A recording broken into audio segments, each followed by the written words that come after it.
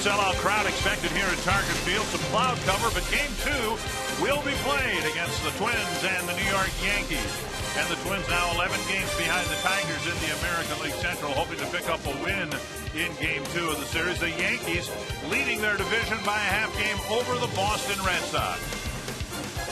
And we welcome you to Target Field along with Hall of Famer Burt Blyleven, and I'm Dick Bramer. And tonight the task for the Twins to try to find a way, any way, to beat the New York Yankees. Well, I don't know about you, Dick, but I'm tired of losing to these guys. And you look at the record, go back to 2009, the Twins are just 3-20 against the Yankees. That doesn't even include postseason. So the Twins have not had their number. Why? Because the Yankees are full of all-stars and also future Hall of Famers. Derek Jeter against his career against the Twins, a .321 hitter. The guy is all over the place. Outstanding defensive player, but over 3,000 hits. And then you add some power. Well, Mark Teixeira, incredible numbers against the Twins. 372 with 18 home runs, and this guy is a pain in the neck. Well, the Twins have tried just about everybody in the starting rotation over the last few years. Francisco Liriano, Nick Blackburn, Carl Pavano. And tonight they'll hand the ball to Kevin Slowey, who he hopes will make his first official start of the year. Yeah, Slowey, first start came in Cleveland, but rained out after 2 innings for Kevin Slowey. You see the win-loss record, very good, 39-21. He's 1-1 against the Yankees. He has not faced them in over 2 years. His win coming back in 2008. This guy's good control. Maybe he's the one that can beat these darn Yankees. And maybe the Twins can tee off on Phil Hughes, the Yankee starter. Game 2 between the Twins and New York coming up in a moment.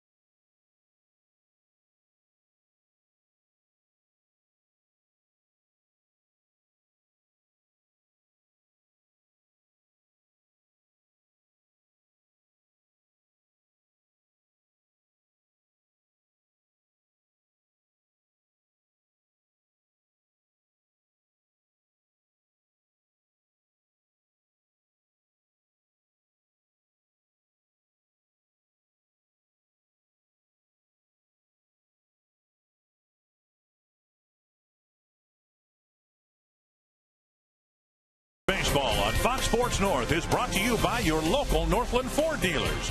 Visit your local Northland Ford dealer or go to northlandford.com.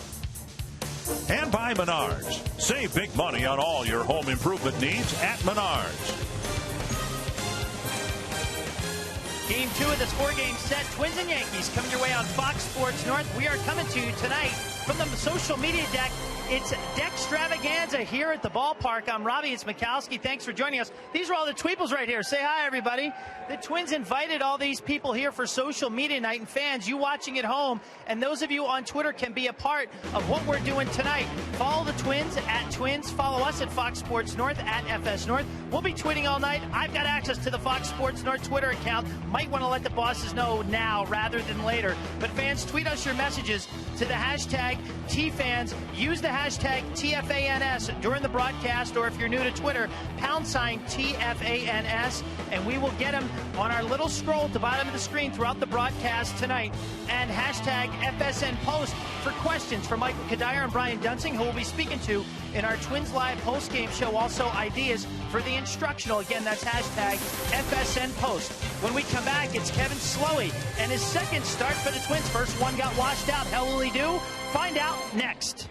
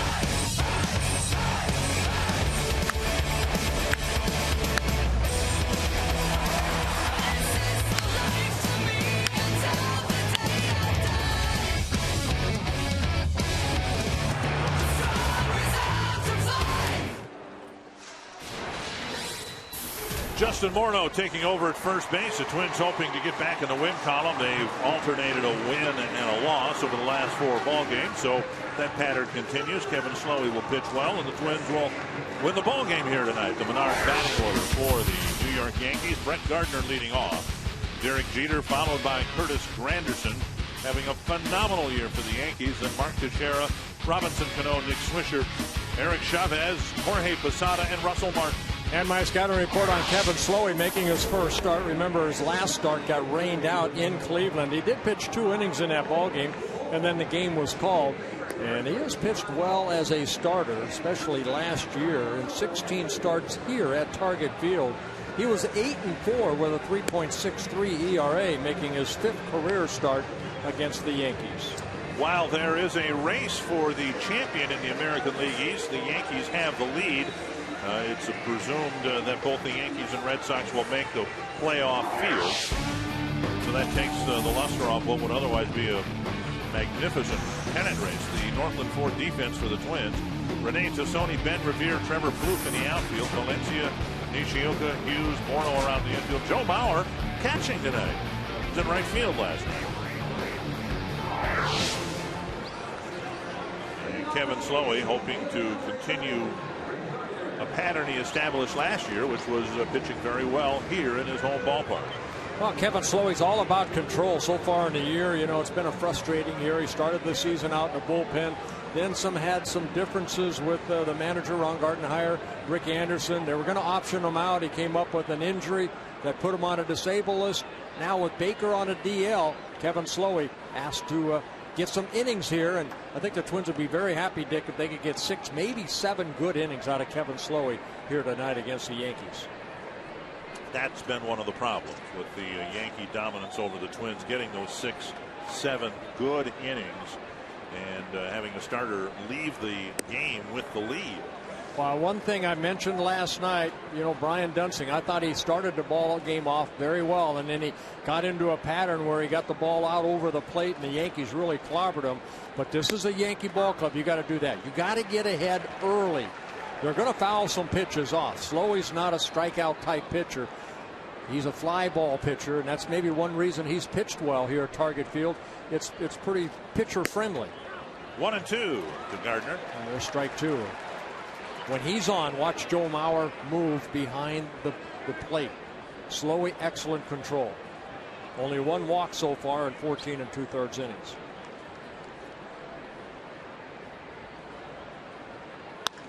Pulled foul just wide of the bag with Gardner spanking it pretty hard. Yeah, that slider down, you want to get it down a little bit more, and if you can get on top a little bit more, Gardner might swing and miss. But that ball kind of just stayed right in that swing of Gardner. This guy you want to keep off the bases. Twins were able to do that last night. 0 for 4 with a sacrifice fly. Gardner 36 stolen bases. Slow breaking pitch, foul back.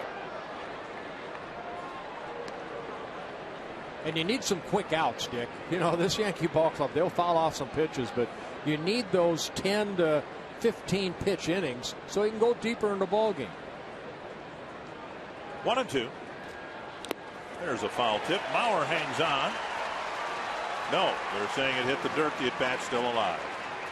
Mauer tried to sell it to home plate umpire Jim Wolf, but perhaps another umpire. Well, he must have fouled it off. Right, Let's but I see think if he nicks it right here. Hit the dirt. Yep. So 1-2. Little pop-up. Valencia making the catch.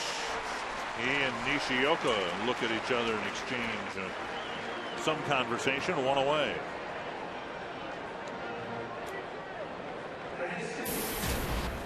Here's Slowey so far this year with all the official numbers you see there posted out of the bullpen. Yeah, again, the walks. Throughout his career, excellent to innings to walk ratio. So he'll throw strikes.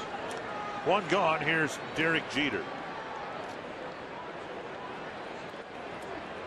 As good as the Yankee hitters are, they're like any other hitters in that they don't like to be behind in the count 0-2.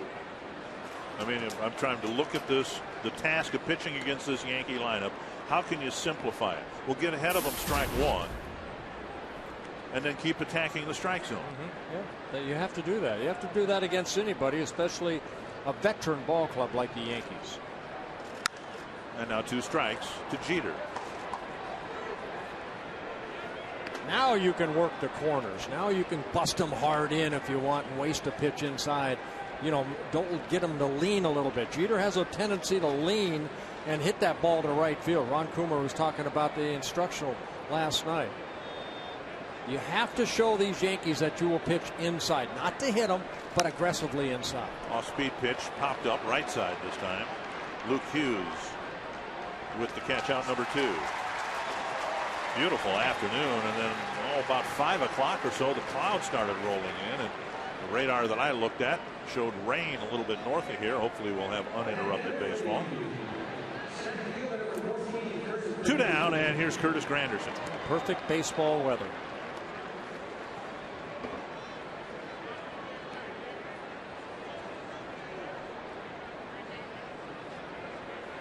And a first pitch strike.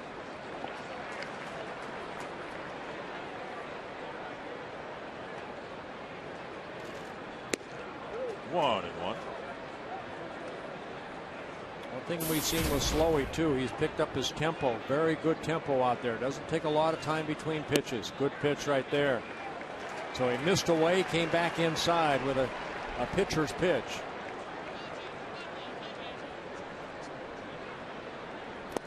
Two and two. Such a good ball club, and Granderson has taken advantage of all the guys in front of him by driving in a lot of runs. Now he has 34 home runs, but you got Gardner, you got Jeter, you got a lot of guys in that lineup that get on base. Full count now to Granderson with Teixeira on deck.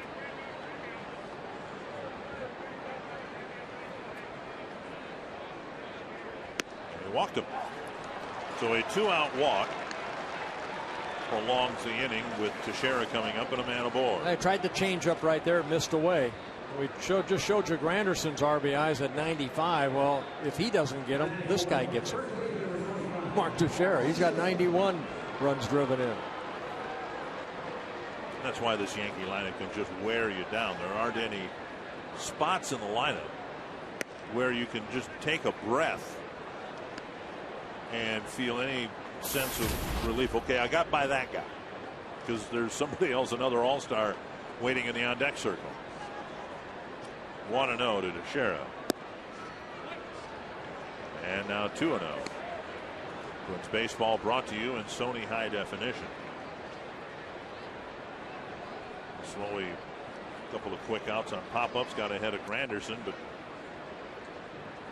now having a tough time throwing strikes. Team inside, got a foul ball, 2-1. Teixeira, switch hitter, hitting only .227 as a left-handed hitter, but 22 of his 33 home runs have come from the left side of the plate. Beautiful evening here in downtown Minneapolis. Yankees like the run, 120 stolen bases on the year. Granderson with 22 in 32 attempts. 2-1. 2-2. I was talking with bullpen coach Rick Stelmazic today. All those years we were indoors and we were hoping for an outdoor ballpark. I imagine days like this. Just a beautiful day, low humidity, perfect, as you said, perfect baseball weather. And hopefully a good game tonight. 2-2. Pitch up, fouled straight back. Not a bad pitch right there, kind of tied up Teixeira a little bit, but he's able to foul it off. Now here's Slowey, the best the Twins have in terms of throwing strikes, and now he's thrown 20 pitches in this first inning.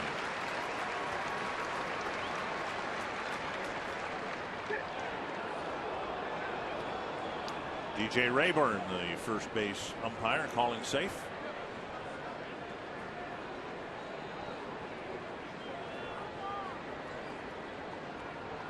2-2 to Teixeira. Granderson goes, and the pitch popped up, and it's back over the Yankee dugout.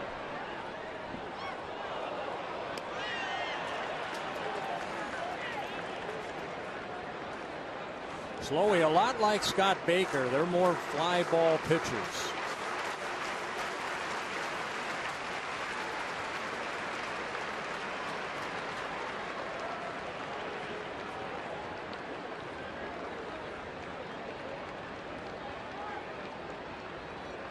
Another 2-2 pitch. Bounce to first, foul.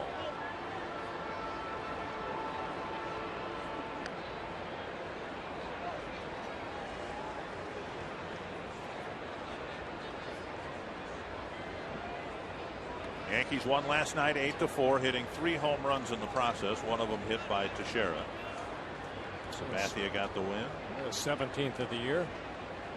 Granderson goes again. Mauer's throw. And Nishioka with a one-hop scoop. It's a stolen base and now a full count to Teixeira. Granderson does get in the scoring position, steals his 23rd base of the year.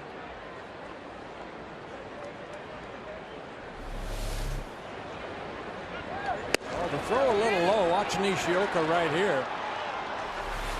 Able to pick it.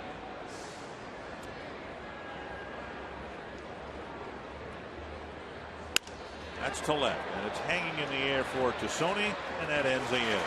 Slowy had to throw 24 pitches, but he got through the inning without a hit or a run.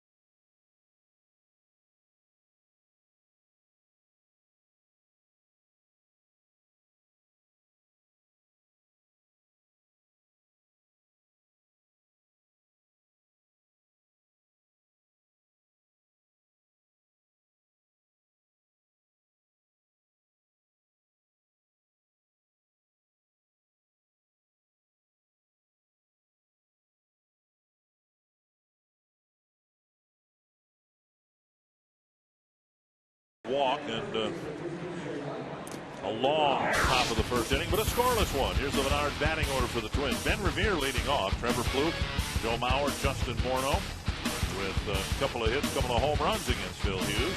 Jason Kubel, Danny Valencia, Rene Tassoni, Luke Hughes, and Tsuyoshi Nishioka.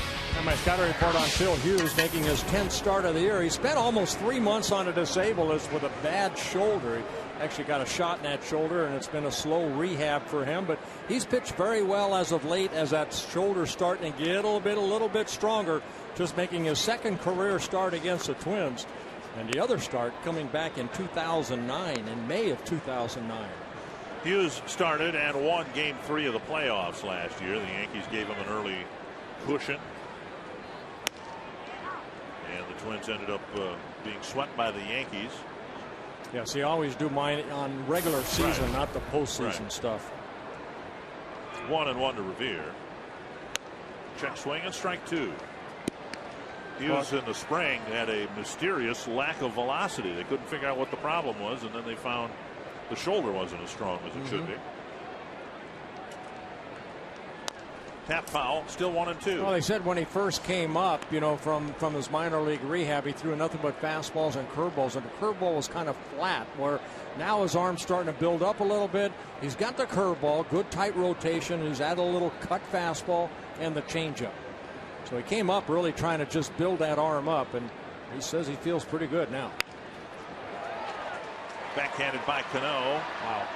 Great play, getting a speedy runner, one away. What a great play right there by Cano, because of the way that he got that ball, and then the short throw was something on it.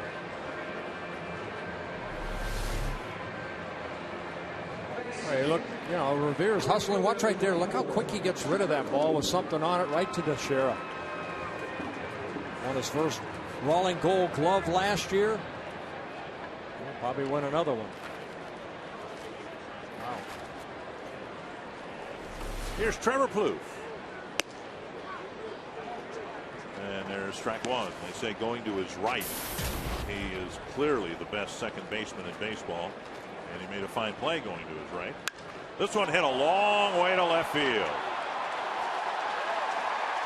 And the Twins get the first run of the game on a Trevor Plouffe home run.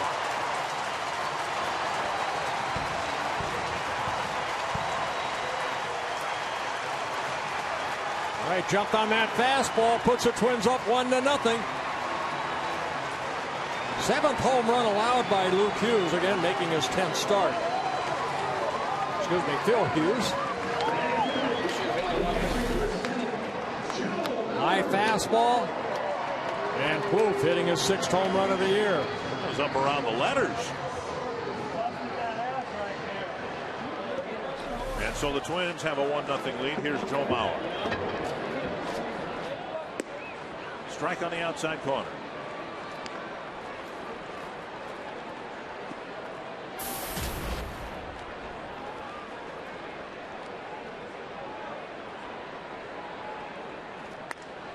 Pop up.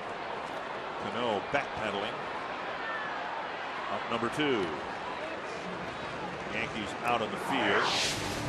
Fleet-footed Brett Gardner in left. Granderson covers a lot of ground in center. Venter, Nick Swisher in right. Veteran Eric Chavez at third. Jeter, Cano up the middle. Teixeira is first. And Russell Martin behind the plate. 2 gone, and here's Justin Morneau.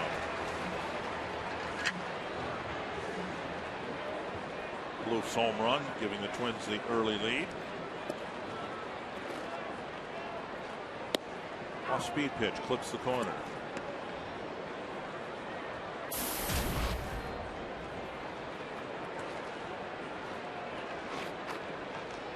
Only 3 Twin batters in the Twins lineup have faced Phil Hughes before in the regular season. Jason Kubel, Joe Mauer, and Justin Morneau. Justin 2 for 3 lifetime against Hughes. And we showed you the 2 hits have been home runs, and now Hughes gets ahead of him 0-2.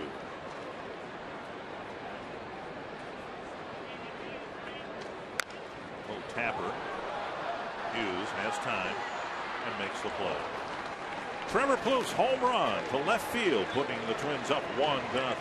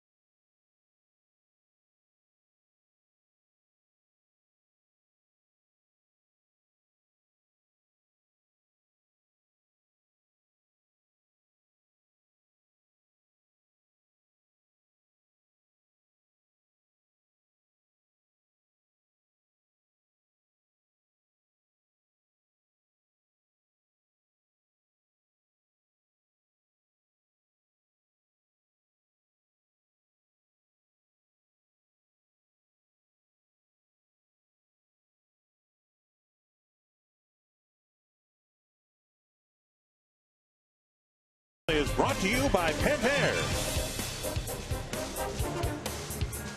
Trevor Plouffe with a home run to left, and the Twins have a quick and short lead. We'll see how long it lasts. Last night the Twins had a 2-1 lead, and it didn't make or survive the next half inning. Well, that's what they need, Dick, is just the pitchers just to keep attacking the strike zone. Even though Kevin Slowey threw 25 pitches, able to put a 0 on the board. Cano, Swisher, and Chavez to face Slowey here in the second inning. Foul back, strike 1.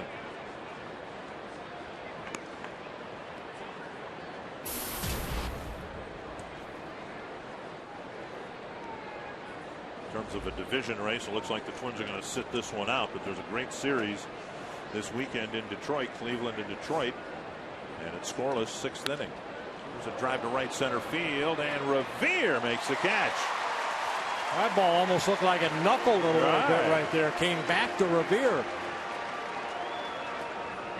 Very often, a left-handed hitter like that, the ball will hook, and that thing almost sliced back to center field. A nice, easy swing by Cano, and you can almost see that ball going back. So a line drive out here for the first out in the second. Nice concentration, nice running catch by Ben Revere. And a quick first out. Nick Swisher will hit. The designated hitter last night hit a home run. Now he's in right field.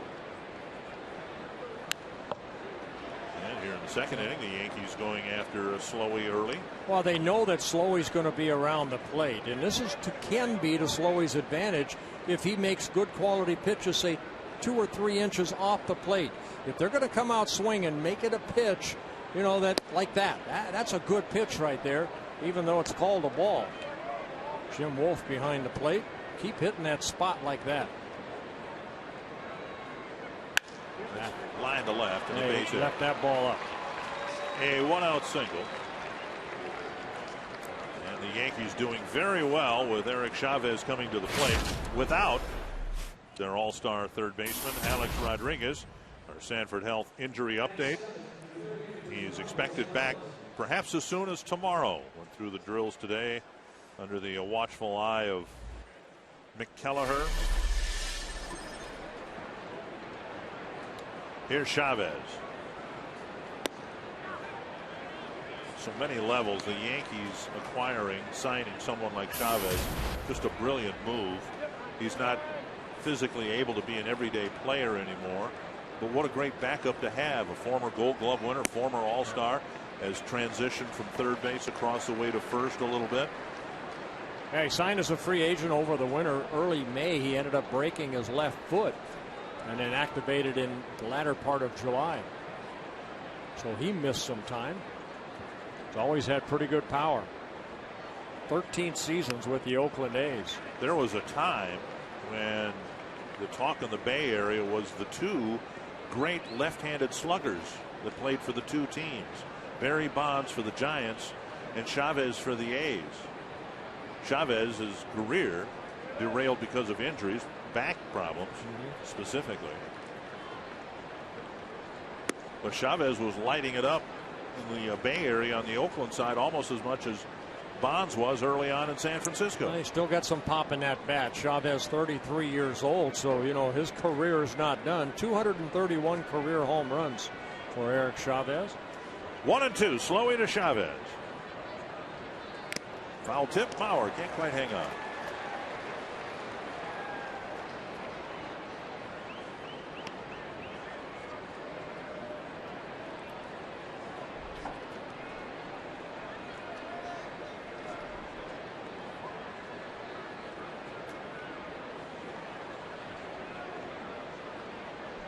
Well, Gardenhire watching his second inning of this series. Last night, by this time, he was already in the manager's office.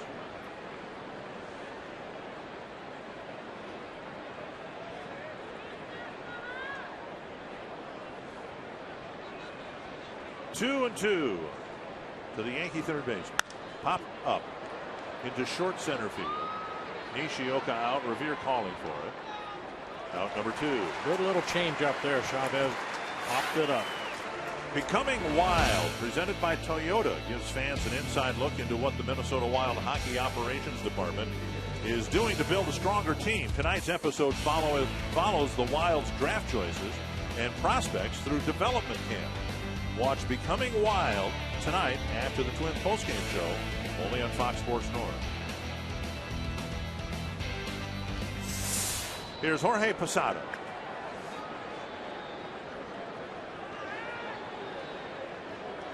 Posada just turning 40 years old a couple days ago.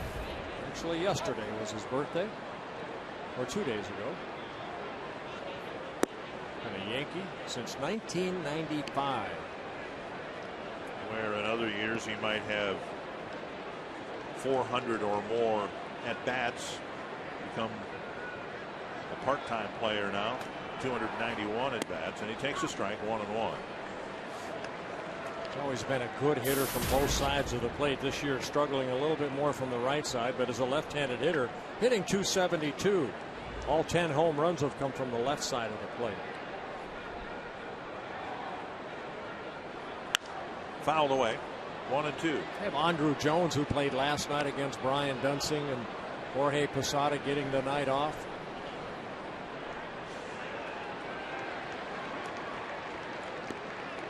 Posada, 5-time American League All-Star. There's Jones. Arms on the railing, showing off his ink.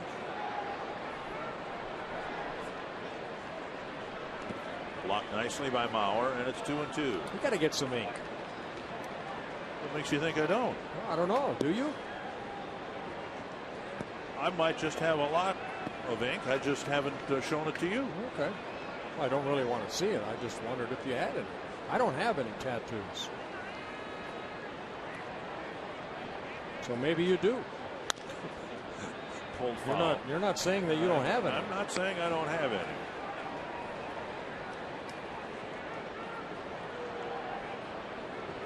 Actually, I don't have any tattoos. I have too low of a pain threshold. Now, if you were to have a tattoo, right, where would you have it? It'd be your initials.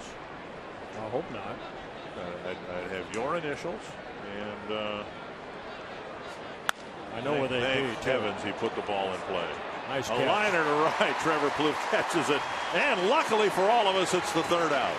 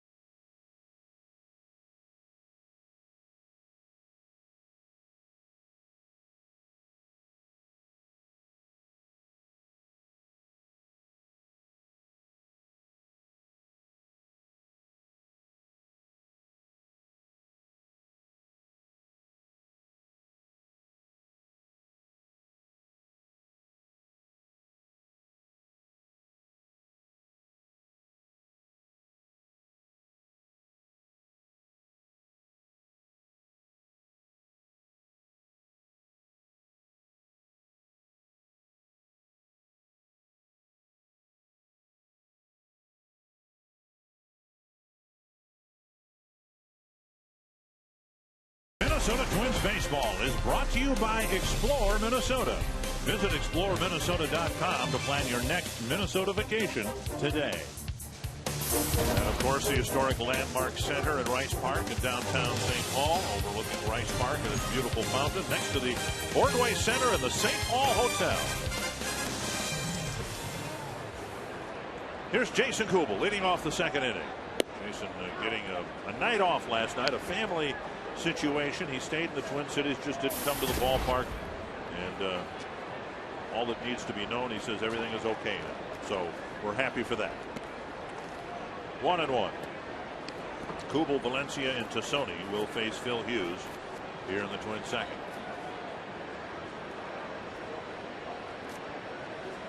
Fouled away. 1-2. Well, Kubel, one of the Twin batters, always had good success against the Yankees. A career .293 hitter against the Yankees. Driven in some big runs.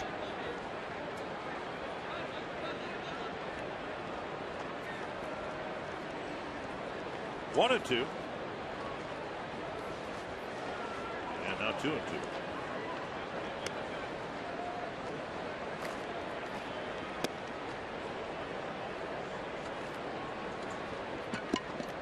last 2 years in the playoffs. It's been frustrating. Kubel kind of symbolizes the Twins' frustration against New York. 1 hit, 22 at bats the last 2 playoff rounds against New York. He's been struggling a little bit as of late. Maybe the day off yesterday will get him back focused. 0 for his last 10 at bats. 2-2. And missing inside, ball 3. Ron Gardenhire said of Phil Hughes, key for the Twins batters not to expand the strike zone. Make sure he gets the ball up and into the strike zone.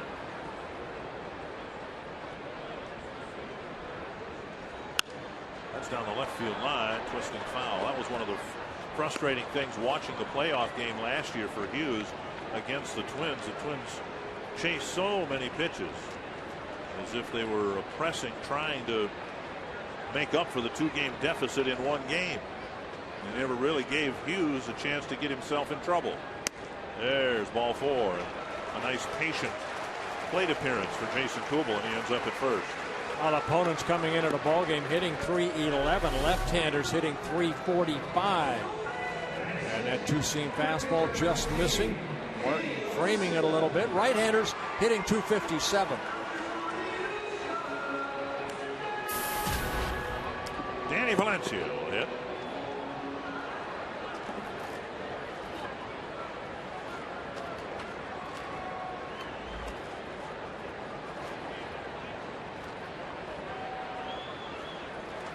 Breaking pitch.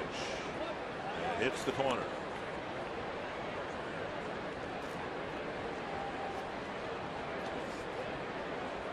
Hughes typically has a lot more difficulty against left-handed batters, yet it's the right-handed batter. The only one he's faced, Trevor Plouffe, that's responsible for the Twins' run. We'll see what Valencia can do to change the score. Just off the plate, 1-1. Hughes just 25 years old, already in his 5th season with the Yankees. Made the All-Star team, representing the Yankees last year.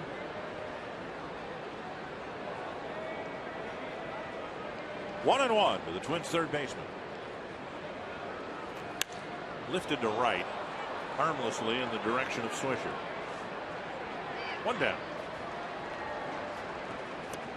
Rene Tassoni to the plate. The Twins have a 4-game series beginning Monday against the Orioles. First pitch at 7:10, and the Monday game is a Schweigert $1 a dog Monday. The first 20,000 Schweigert dogs will be sold for $1 a piece. You can call 800-33 Twins or visit twinsbaseball.com and check on ticket availability. Here's Tassoni. Had a big ball game the other night in Detroit, and an 0 for 4 with 4 strikeouts last night. Cano catches the line drive and doubles off the runner Kubel. So a sinking line drive, Kubel's doubled off, and Hughes faces just 3 men in the inning.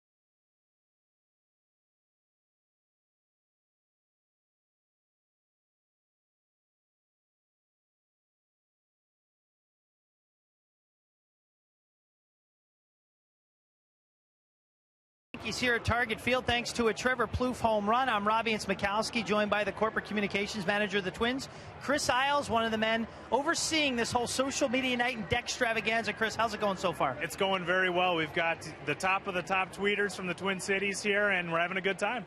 Now, you're one of the few teams in baseball to do this consistently. Why? Well, we do in-stadium tweets consistently because it's a very cool way for fans to interact with the game. They get the same reaction as seeing their picture on the video board as seeing their tweets on our tweet board. And what about the departments? Is Dick Bramer? Go ahead. Fly to deep left. Yep. And a game-tying home run for Russell Martin. It's one apiece. Go ahead, Robbie.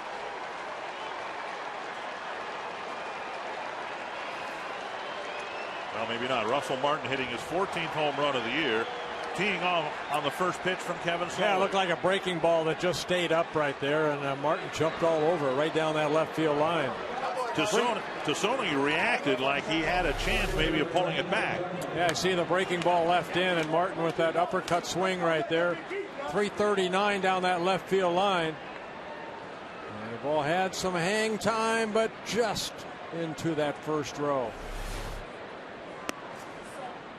And now ball one to Brett Gardner, who ended up popping up to Valencia to start the ball game.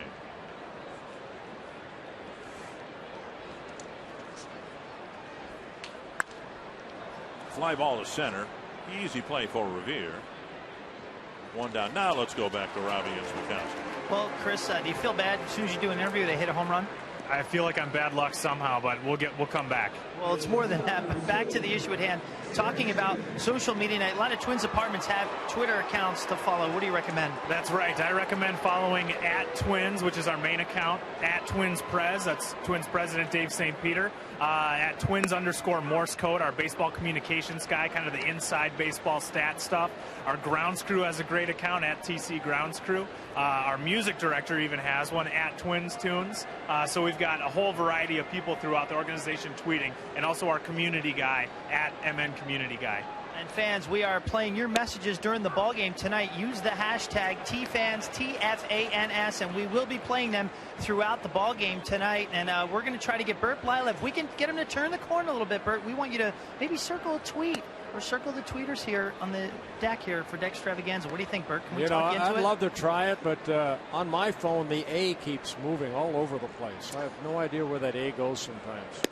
I think it would take me probably about an hour to tweet somebody. Kevin Slowey comes back, gets Gardner out, and then picks up his first strikeout of Derek Jeter.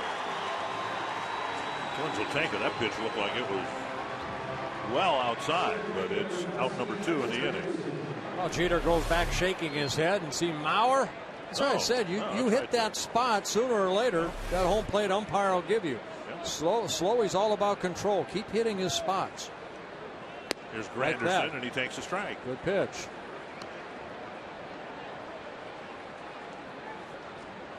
Granderson walked, stole second, was left there in the first. Big pop-up. Behind the mound. Luke Hughes squeezes it. And after the leadoff home run on the inning's first pitch, Slowey gets 3 quick outs.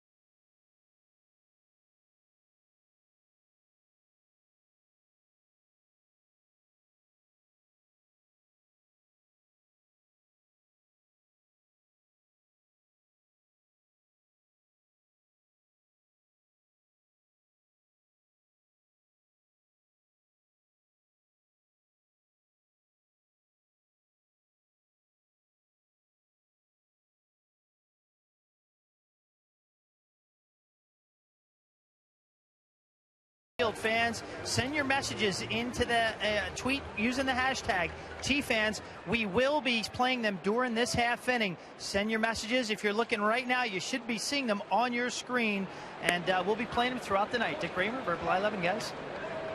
All right, thank you very much. Luke Hughes leading off the third. He'll be followed by Tsuyoshi Nishioka and Ben Revere. 1-1.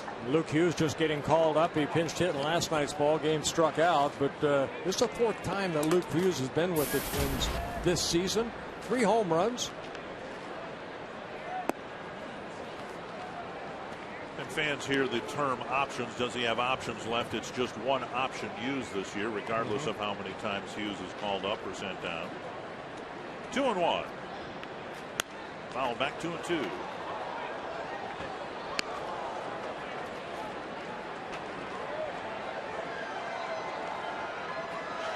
Hughes has seen some time at first base, but he's been in the mix in the middle infield.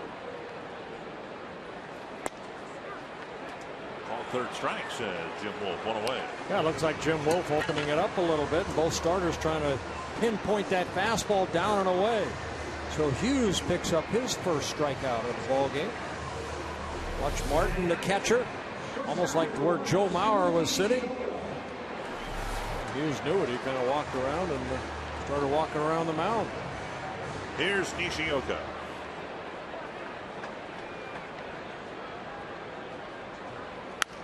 Fouled away, 1 strike.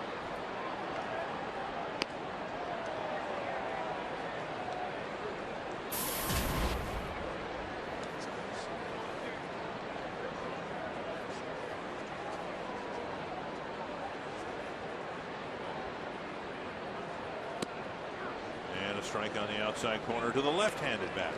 0-2. Well, Nishioka, a couple hits in last night's ball game, an RBI single in his first at bat, and then added a single in the 7th inning.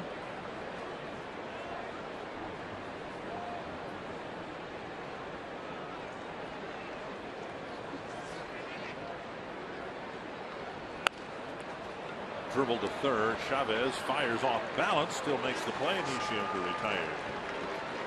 2 down. You can ask a question online at carsoup.com/baseball. Mike Vacanti of Bloomington. How many home runs have been hit at target field by opponents compared to the number by Twins players? Well, the Twins have hit 35 so far this year. And the Yankees and all the other opponents have hit 62. With Martin's home run and Plouffe's home run hit earlier tonight. Yeah, that was a nice play right there by Eric Chavez. But again, the Yankees, they have Gold Glove winners all over the place. Chavez, 6-time Rolling Gold Glove winner. Jeter's won them. Cano, Teixeira. Revere takes up and in. It's 1-1.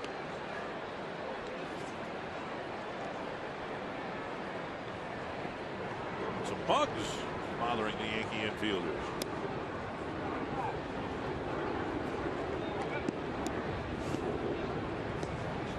We shouldn't forget about the catcher either. Martin won a Gold Glove when he was with the Dodgers.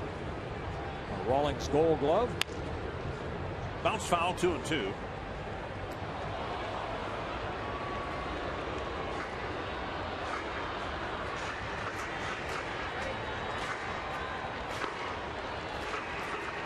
Revere trying to get aboard with 2 gone.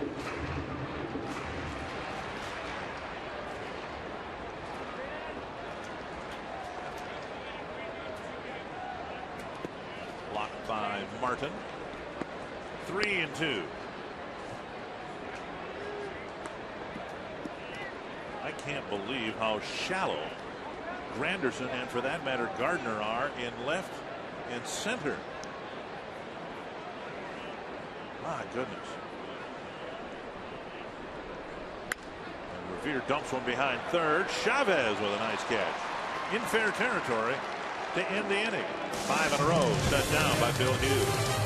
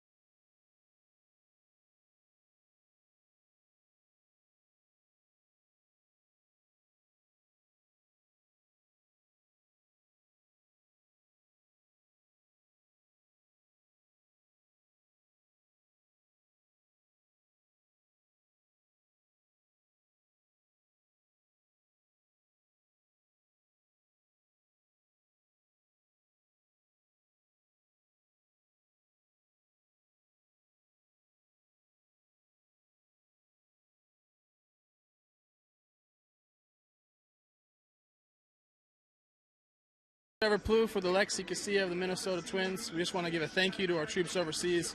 We respect what you guys are doing and hope you get home safe. Gracias por sus servicios y esperamos que regresen a casa a salvo. Gracias. Fox Sports North honors military members and their families with Operation Home Base, presented by Miller High Life. Give a veteran a piece of the High Life. Teixeira, the hitter, and he bounces it foul. Every Sunday during the Twins schedule from here on out, special Operation Home Base broadcast will be at the 135th ADT unit. You can show your support for the military by logging on to foxsportsnorth.com. Click the Joining Forces logo to send your message of thanks. Teixeira 1-2, leading off the Yankee fourth, and there's a pitch in the dirt, 2-2. He laid off that curveball right there. Teixeira fly ball out to end the first inning to Sassoni out in left field. A little change up away by Slowey. Foul tip to the backstop. 9 outs recorded by Kevin Slowey. 1 strikeout and 8 fly ball outs. There's yet to get a ground ball out. Behind Mick Kelleher.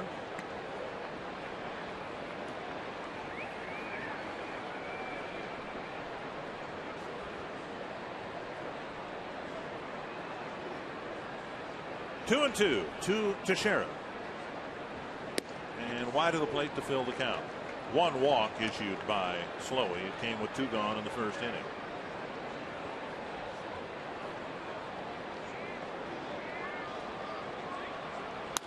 Pulled foul.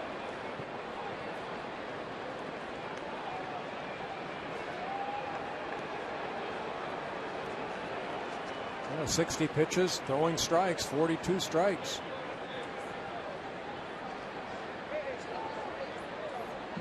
Another 3-2. And a fly ball to center. 3 Twins converge and none catch the ball. Tassoni didn't get there, and Teixeira trots to second with a double. That ball was in the air a long time. Well, you respect Teixeira's power, so you play back a little bit, and you wonder if this is a ball that Nishioka has to go back and try to get. Watch this play right here. You see where the outfielders are. Nishioka going back, and he's giving way to Tassoni, who maybe called him off. See, Revere, he can't catch up to it, and Tassoni comes up a bit short. So it'll be a double for Mark Teixeira. Robinson Cano hit a liner, looked like it knuckled its way out to the glove of Ben Revere his first time up, and there's ball 1. So Slowey having to pitch around the pop fly double here in the 4th.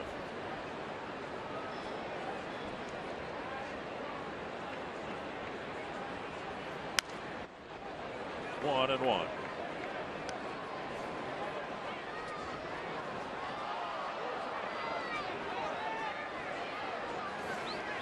Somebody tweeting out there. Watching the game out on the deck. I don't think I've ever circled a tweeter before.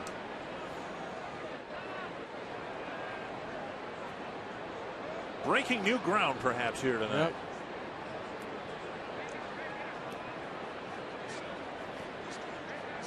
There you go. I'm going to circle some of these tweeters right here. You are all here by circle. There you go. 1 and 1 to Cano. And now 1 and 2.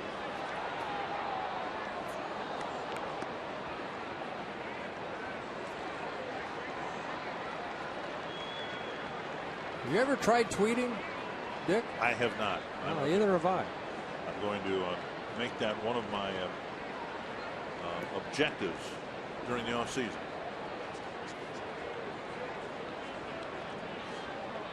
One and 2. And now 2 and 2.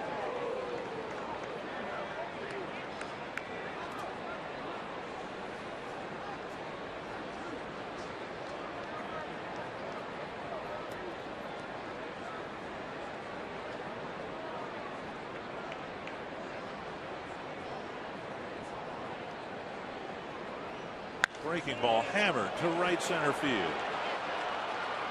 Hard against the fence. The Yankees take a 2-1 lead. Teixeira with a bloop double. And Cano smoking one off the scoreboard in right center. Yeah, it looked like a breaking ball just kind of hung right there. And on a 2-2 pitch. A mistake by Slowey. Watch this pitch. It kind of just hung. And Cano, such a good hitter. Hits this ball line drive against the scoreboard. And Revere gets it back in. Cano picking up his 87th RBI. Cano's hit the ball on the button twice. Once to Revere, once to the gap. And now here's Nick Swisher. Line to single to left. His first time up.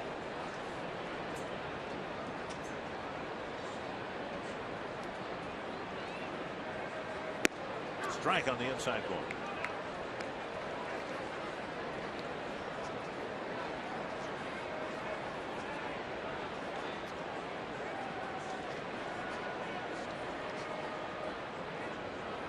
Fouled back, 2 strikes.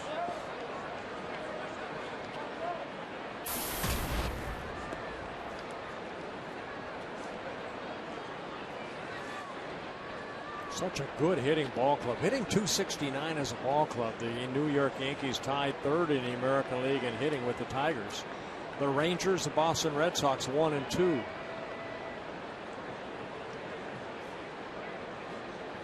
There's a called 3rd strike.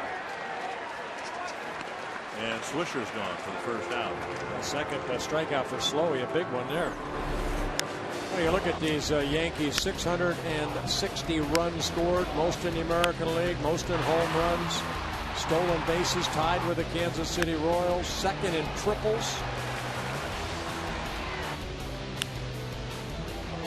Tampa Bay Rays have 31 triples on the year.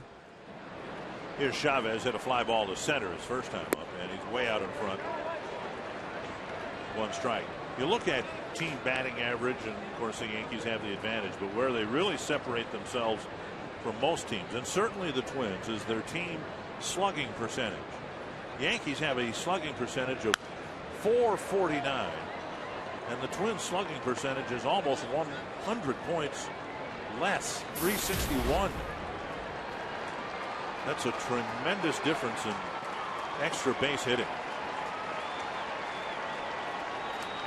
2 strikes to Chavez.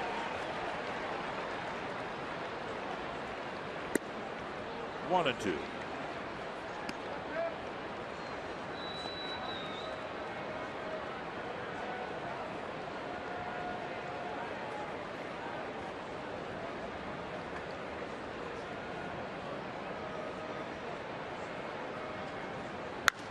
Popped up down the left field line, and Tassoni crosses the line, makes the catch, and that's out number 2.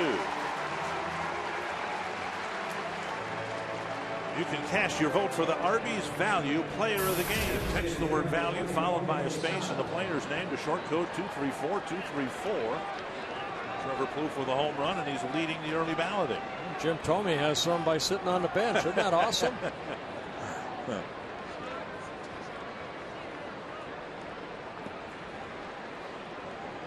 They all are. Your hair ball is circled. More circling of tweeters. Yep. Bauer to the mound to talk to Slowey. You know, you're talking about the balance. 164 home runs now, and you look at what the Twins have been able to do. 79 home runs, 85 more home runs than the Twins. It's a big part of the slugging percentage difference right there.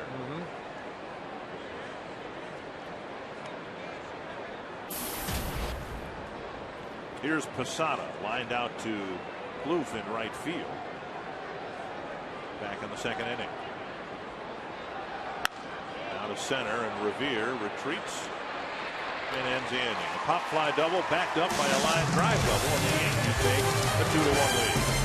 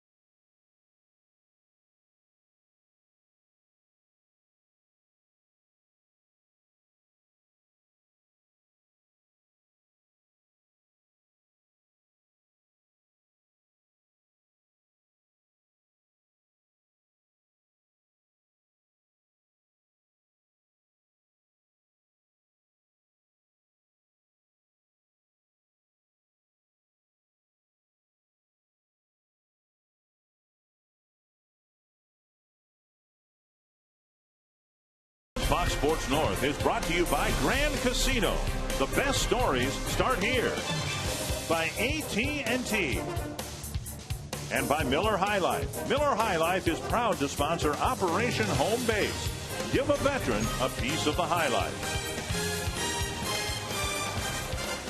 Twins had a 1-0 lead. Now the Yankees lead 2-1. Trevor Plouffe responsible for the lone Twins run. He hit a home run in the first inning. He'll lead off the fourth.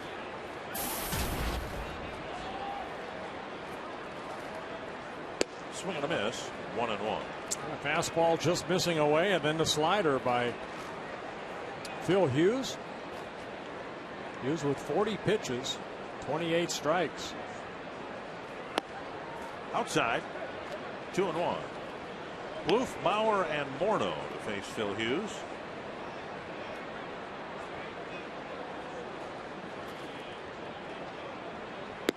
Three and one. Hughes making his 67th major league start. He has 34 wins, 22 losses. Spent some time in the bullpen. He has 3 career saves. That's rolled to Cano. One down. AT&T trivia tonight. Derek Jeter in the background. Which player has the most career hits without winning a batting title?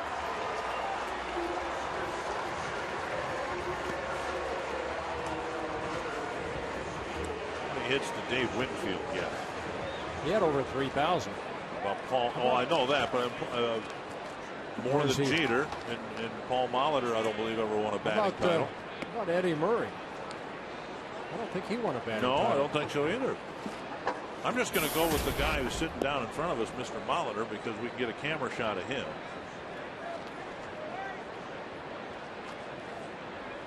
Did Hank Aaron win a batting title? With over 3,700 hits, did he ever win a batting title? Did Pete Rose ever win a batting title? Mr. Molitor. I'll just go with Paul because he's here. Mauer lifts it foul, 1-2. Oh, this guy's won 3 of them already. Joe Mauer.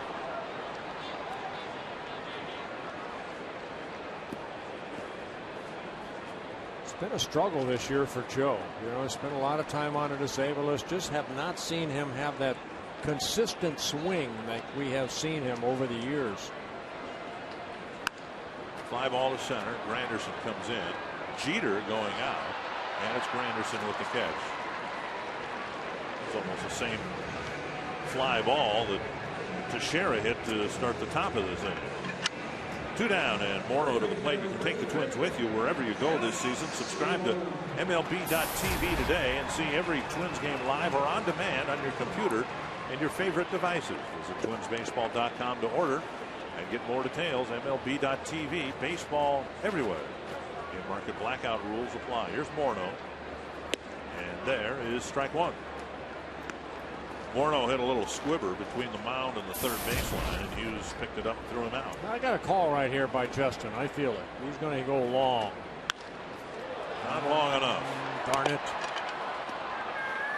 And another 1, 2, 3 innings for Phil Hughes. He hasn't given up a hit except for Plouffe's home run in the first.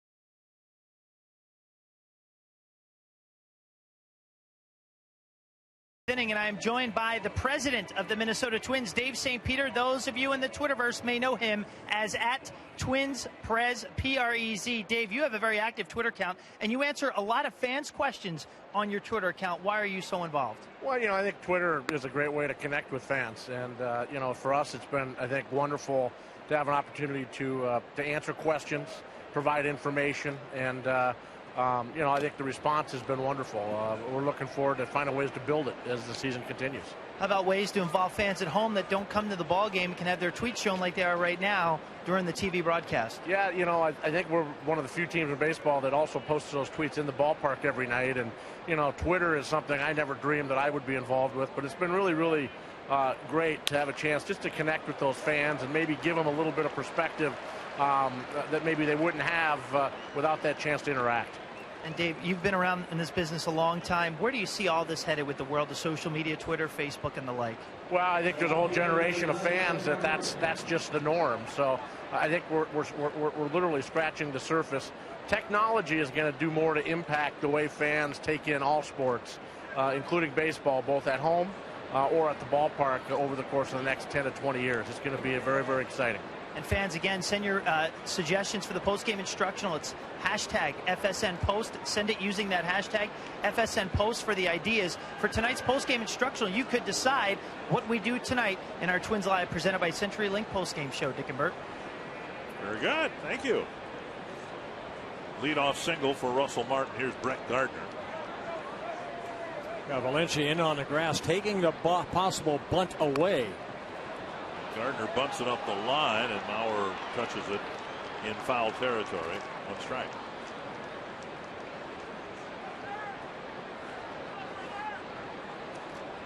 Gardner with 8 sacrifices on the year, the most of any Yankee.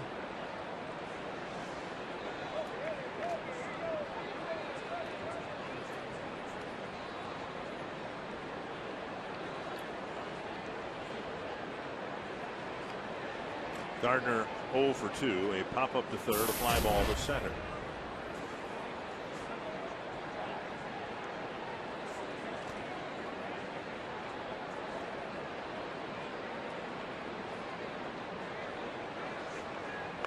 In the air, but over the screen and back into the seats. 2 strikes. Yeah, last couple times, Gardner trying to take the ball with him, pushing it toward first base. That one he just got underneath and popped it straight back.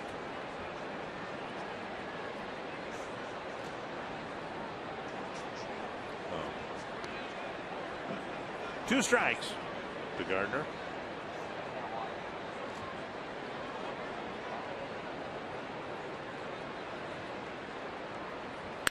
Grounder to second. Gardner runs awfully well, and Nishioka has no chance to double him up. A slow roller. Twins got the leadoff runner, and Gardner's inability to put down the bunt might be a big factor in the inning. Yeah, good pitch right there, and kind of jammed Gardner. Here are the tweets that are displayed here in the ballpark. And the Twins still do have the Twins-O-Gram, which they had in the old ballpark. And so you can tweet, and if your tweet is selected, it can be displayed here at the ballpark.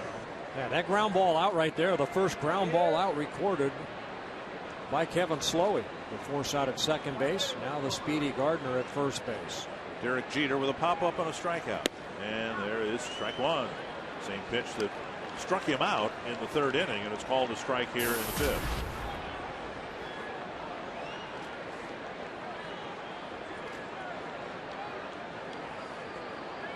Gardner again at first base, 36 stolen bases. Only Coco Crisp has more in the American League. Check swing on a foul, 2 strikes. Good pitch inside after a couple pitches outside. Remember, he struck him out away and then got strike one away, went inside. Good pitch by Slowey right there.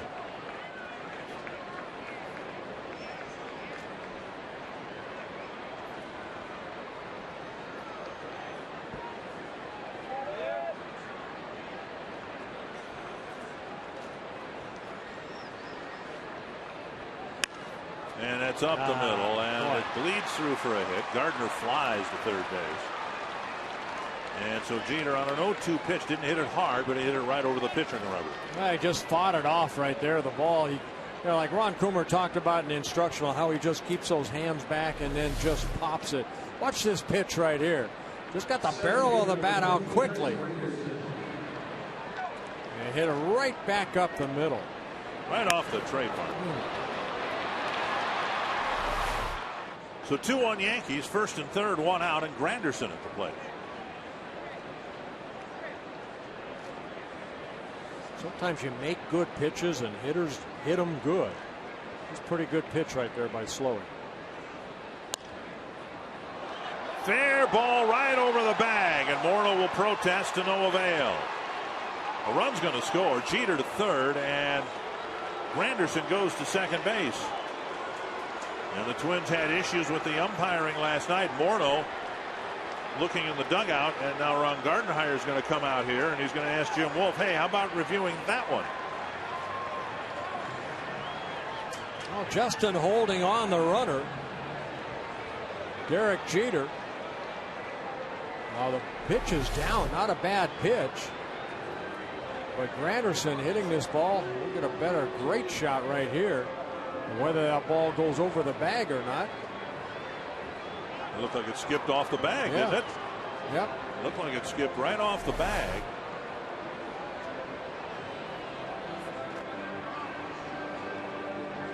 So, another run for the Yankees. They have 3 hits this inning. Yeah, Granderson picking up his 96th RBI. And his 20th double. What a season for Curtis Granderson. You see where he ranks. He scored 112 runs, most in the American League. RBIs just added to that total, now at 96. Home runs, triples. Twins bring the infield in now. Teixeira at the plate, and he takes ball 1. No, I beg your pardon. Delayed strike call by Jim Wolf. 1 out. It's 3-1 New York. And 2 men in scoring position.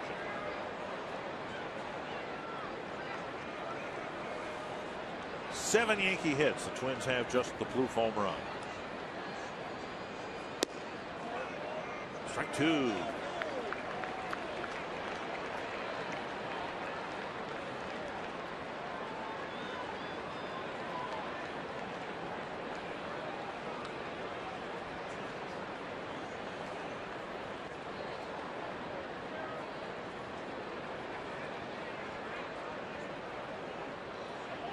Well, when you're facing the Yankees, you want to stay away from the multi-run innings that you give up. Slowey gave up 1 in the third, 1 in the fourth, 1 so far here in the fifth. See if he can work out of this and won't let the Yankees score anymore. Last night's ball game, the Yankees scored 2 off of Dunsing in the second and then 3 in the fifth.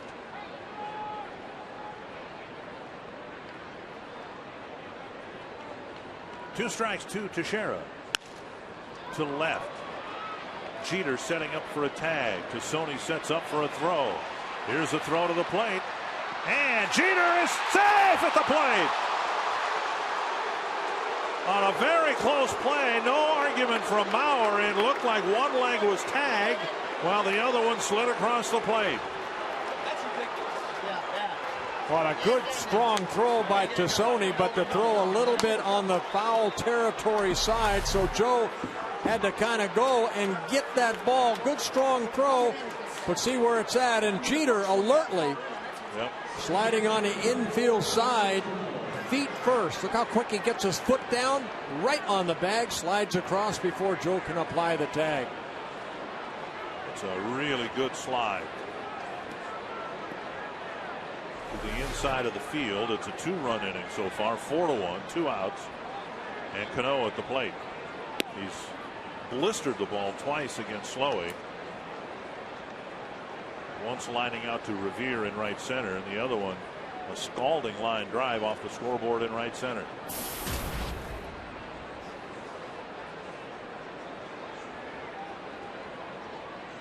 Popped up behind third. Valencia with room. Ends the inning. 3 Yankee hits, 2 Yankee runs, and it's 4-1.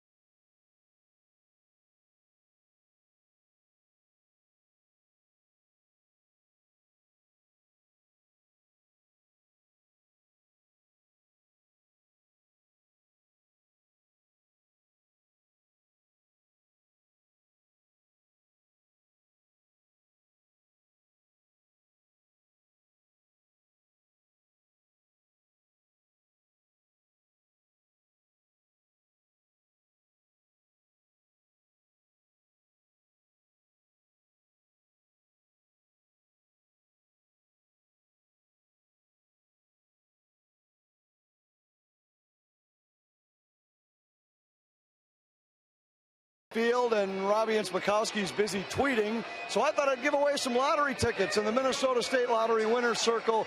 Jill and Roger Springer from Osceola, Wisconsin, who are wishing happy birthday to Donnie. And as a birthday gift, you bought him tickets somewhere else in the ballpark? Yes. You might have let him sit by you as long as it's his birthday. He didn't want it. He wanted to sit in his own seats down there. How far a drive is it from Osceola to the ballpark? About an hour. The 1 hour drive, is that worthy of a circle, Bert? Yes, it sure is. Tell them they're hereby circled, and happy birthday, Donnie. 232 more days until my big day. Now, why is it a big day? I mean, always a big day. Your birthday's a big day for you, isn't it? I keep my birthday more of a private affair. Well, it's only because it's during the, what is it, March 1st, I believe. March 1st, yes. Yeah. But you had. Mine's April 6th, so I want everybody to know. I'm proud of being a year older. 1 and 2 to Kubel, starting the Twins' 5th. But now the last one was a big one. That it ended in a 0, right? They're all big ones. Oh, yeah, 6-0. Yeah. So was 10. So was 20, 30, 40, 50. I hope to see 70. The way it's going, I don't know. 1 and 2. Kubel checks his swing and bounces it back to the mound, 1 down. Well, that's got to be more frustrating to a hitter than anything. You check your swing and then you do that. Time now for our Farmers Insurance report card. Have your parents sign it and return it on Monday. Granderson with 96 runs batted in. Plouffe got the only hit for the Twins. And Martin's answered with a home run for the Yankees. Here's Valencia, fly ball to right, his first time up.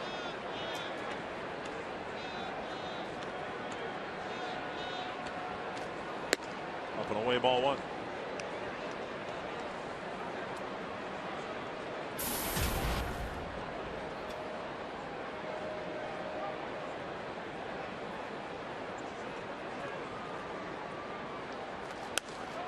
Pop up. Martin with the catch out, number 2. Twins can't get anything going against Phil Hughes. He's retired everybody except Kubel, who he walked, and Plouffe homered. Here's our AT&T trivia. I'm just going to go with Paul Molitor again because he's in the house tonight. And it is Paul Molitor. Right. That's a lot of hits right there. 3,319. Sitting next to his brother David.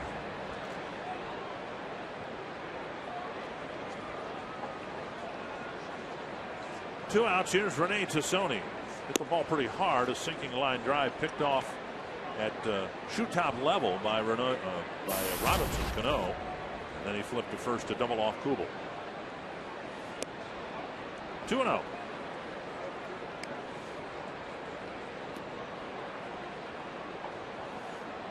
Here's no walks in the ball game, just giving up that one hit with a strikeout. Excuse me, one walk in the ball game.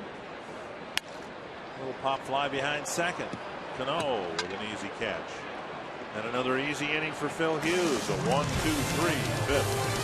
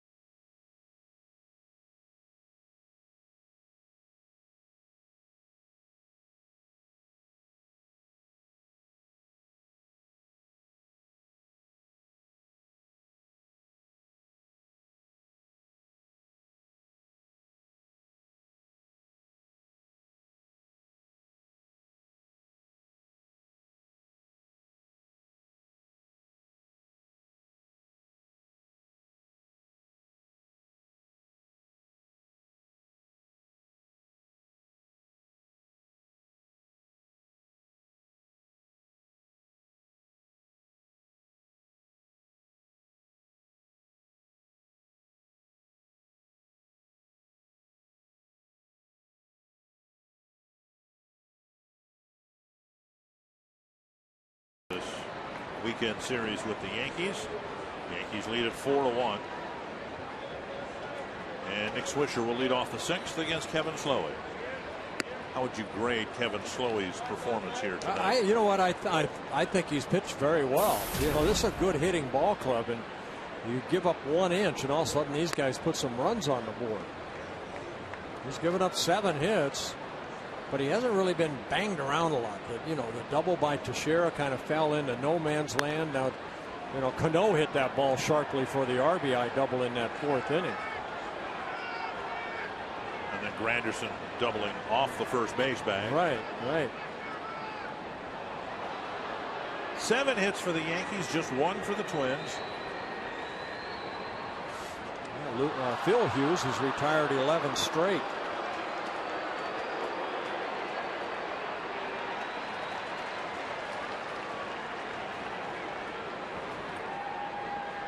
Detroit leading Cleveland 4-1, bottom of the 8th inning in Comerica Park. Swarzak getting up. Good changeup right there. Slowey had 93 pitches, 69 have been strikes, 1 walk, 2 strikeouts.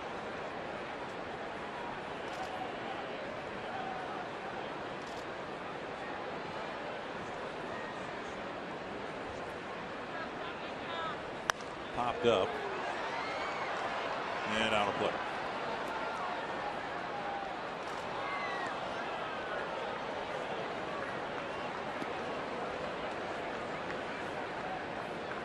Red Sox have a 5-1 lead on the Royals. That game in the 5th inning in Kansas City. Slowey with 12 fly ball outs, only 1 ground ball out.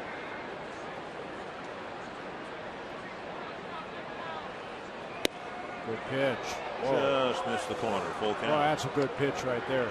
This late in the ball game right here, Slowey's been hitting his spots. He's got to get this call right here. That's a good pitch. Phil Hughes got that. Yes, he did. Got that pitch and striking out Hughes. Luke Hughes, swing and a miss, gets the strikeout, 1 down. And the 3rd strikeout for Slowey, getting Swisher for the 2nd time. Back out to the social media deck and Robbie Ince-Mikowski. And I've got Brandy here, who traveled, I believe it's 6 hours from Bismarck. Is that right, Brandy? That's correct. 6 hours from Bismarck, North Dakota. 6 hours from Bismarck, and you interacted with a few of these people once you figured out you were selected for Deck Extravaganza. What's it like interacting with them in person? It's amazing meeting them in person because they all have such great things to say on Twitter, and now to meet them in person and get to know them a little bit, it's really fun. I've had a really enjoyable night. And fans, again, send your hashtag. You see them right now. Use the hashtag TFANS, TFANS, and your messages can be seen right now live during the broadcast. Get them in there. Bert, you circled tweets and you circled people in Deck Extravaganza. You ever think you would see this day? No, I think it's great. I can see, I didn't know that many people did it, you know, as far as the tweeting. So I've learned a lot tonight. And Slowey gets his 2nd straight strikeout, his 4th of the ball game.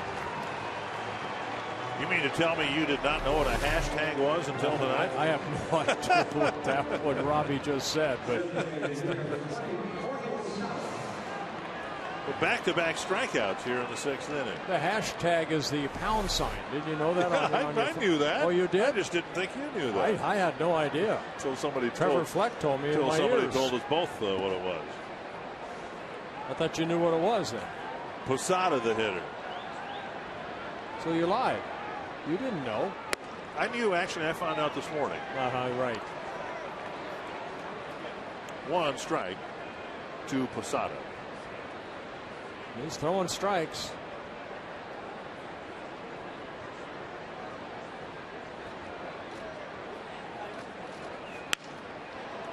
And a drive to left field, and Cassoni gets it on 1 hop. Posada's aboard with a 2-out single. And that'll bring up Russell Martin, who's hit a home run and a single against Slowey tonight.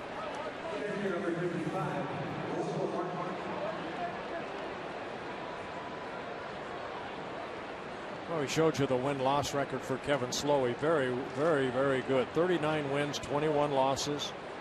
Again, making his 5th career start against the Yankees. He's 1-1 in the 4 previous starts. 1-0.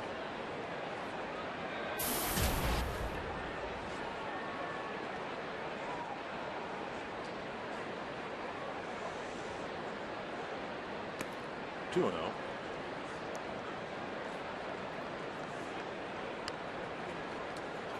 Slowly completing the third time through the Yankee batting order. Yeah, Martin, 28 years old, his first year with the Yankees, signed as a free agent over the winter after spending time with the Dodgers.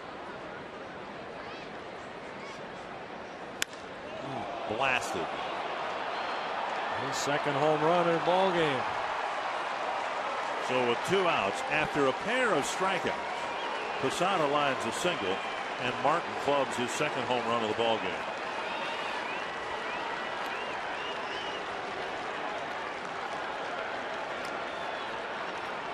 That's why this lineup 1 through 9 is so tough. Here you have a 2-time National League All-Star. Fastball in. Martin opens up.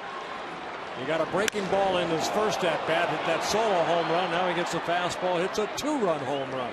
And the Yankees take a 6-1 lead. Kevin Slowey will be taken out. 5 2/3 innings. 6 earned runs. The Yankees have a 6-1 lead with Anthony Swarzak pitching next for the Twins.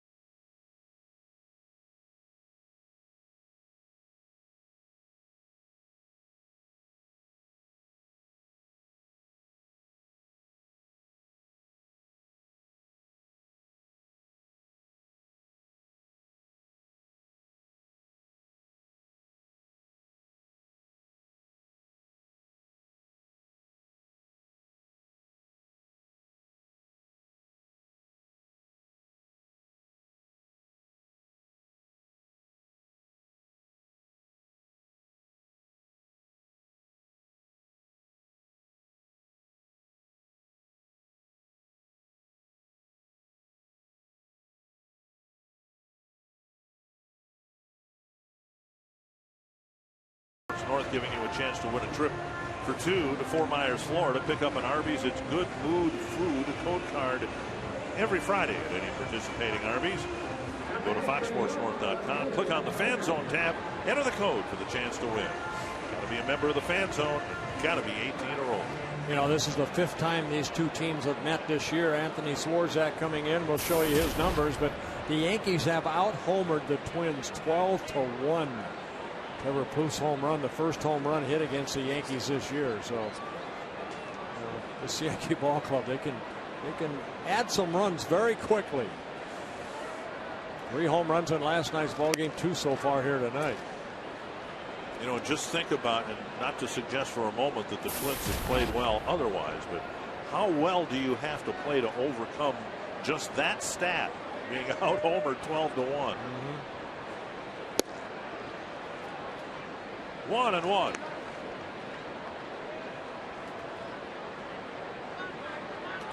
Gardner 0 for 3. A couple of pop-ups, and he reached on a fielder's choice on a little ground ball to Luke Hughes. Nishioka's going to have to hurry. Not in time. Brett Gardner might be the fastest runner in the American League. Yeah, from home to first, he's quick. Peter Borges with the Angels, he's pretty quick out of that box too. But boy, hitters like that, when this is his first hit of this first couple ball games, 0 for 4 in last night's ball game. But I mean, my goodness, he gets on that line quick.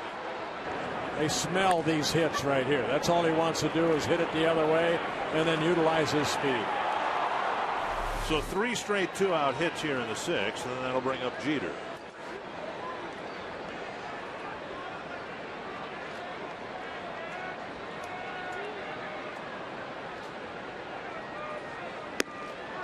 Strike one.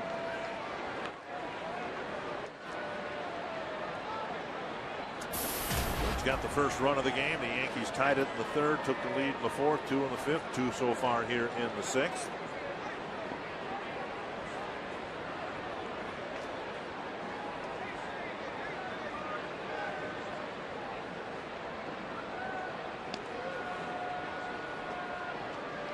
Swarzak pretty quick home. He'll utilize that slide step against, again, Gardner at first base.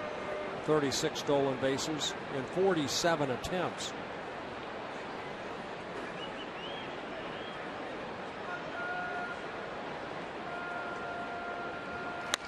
Line foul. Watch out. And that got a fan.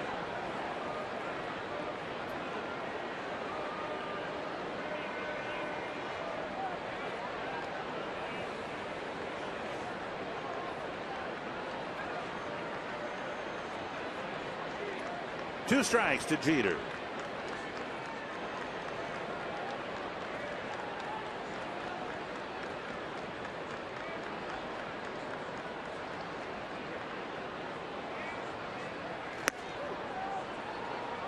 And now 1 and 2. Good fastball middle in. Now go back in there again.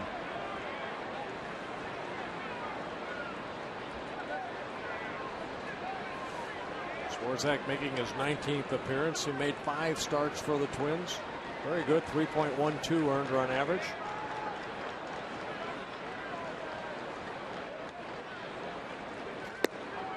And he lays off the breaking pitch. 2 and 2.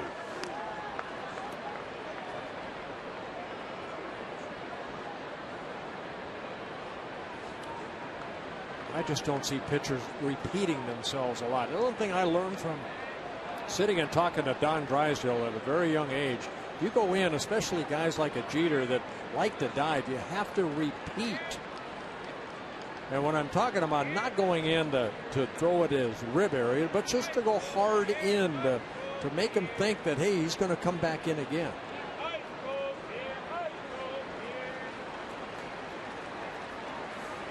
You see right there, Jeter, you know, the first pitch in, and then that third pitch, and then the fourth pitch tried to chase that breaking ball down and away. Good pitch, see, good pitch inside. That ends the inning, but Good it's an pitch. inning that chased Kevin Slowey after he gave up a 2-run home run. It's 6-1.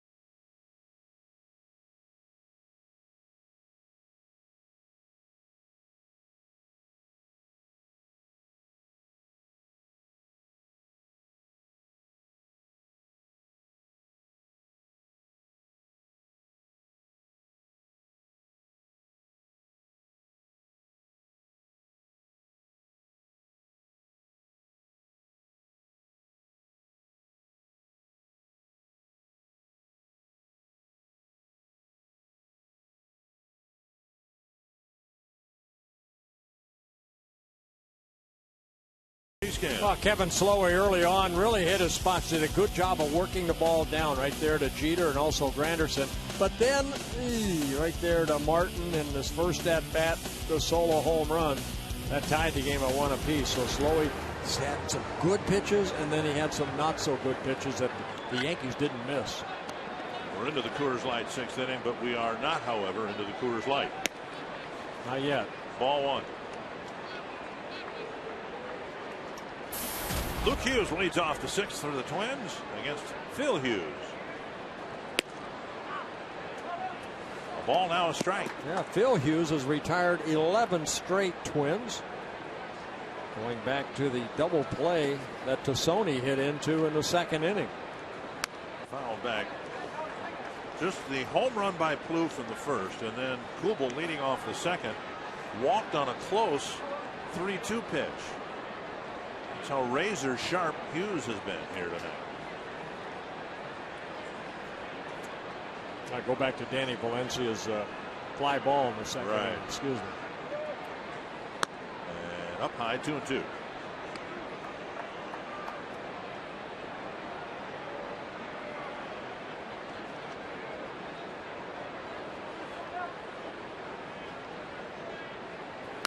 Foul back. Well, the Yankees need all the good news they can get when it comes to their starting pitching. This is a rotation that from a distance sure looks awfully thin. They've got CC Sabathia. They're not sure what to get from one start to the next from A.J. Burnett. He's going to start tomorrow. The balance of the rotation, a rehabbing Phil Hughes, a reclaimed Freddie Garcia, and a reclaimed Bartolo Colon right now. And Garcia apparently is not going to be able to start on Sunday because he's got a cut on the index finger of his pitching hand. And then they just signed Aaron Laffey. It's Aaron Laffey that's scheduled to start on Sunday against the Twins, who was with Cleveland and then now Seattle. Seattle let him go, and the Yankees picked him up. But remember, earlier in the year, they had Carlos Silva down in the minor leagues. Yeah. They ended up releasing him. 3-2 to Hughes, leading off the Twins sixth. High fastball got him, one away.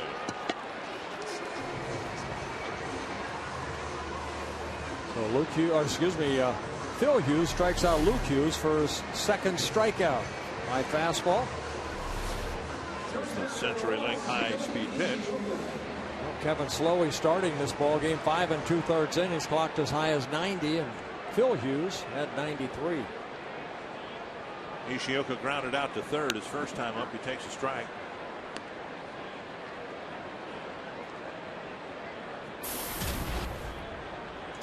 Detroit beat Cleveland at 4-1. The first of that series. So now the Tigers have a 2.5 game lead over the Indians. White Sox are tied at 4 in the sixth against the Rangers.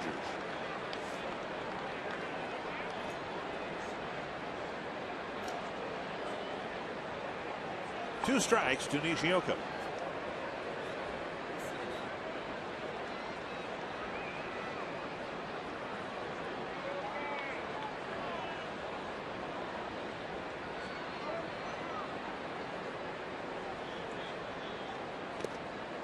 One and two.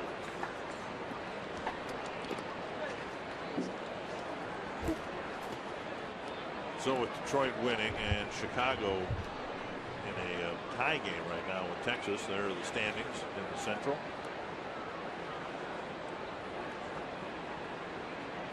One and two.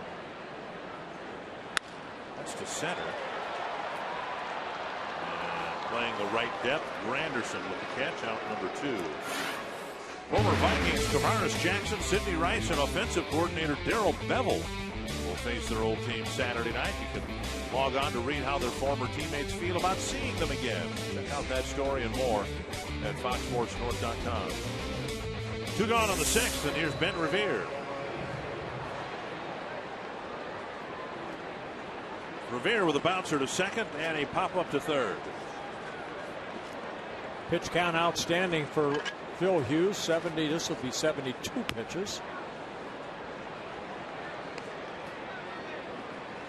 So if I'm not misrepresenting what you've said, Hughes has been able to extend his control. He's been able to continue it through the middle innings where Slowey did not. Well, he let some pitches up. Hughes has been making some good pitches, using that curveball, changing speeds. There's a fastball.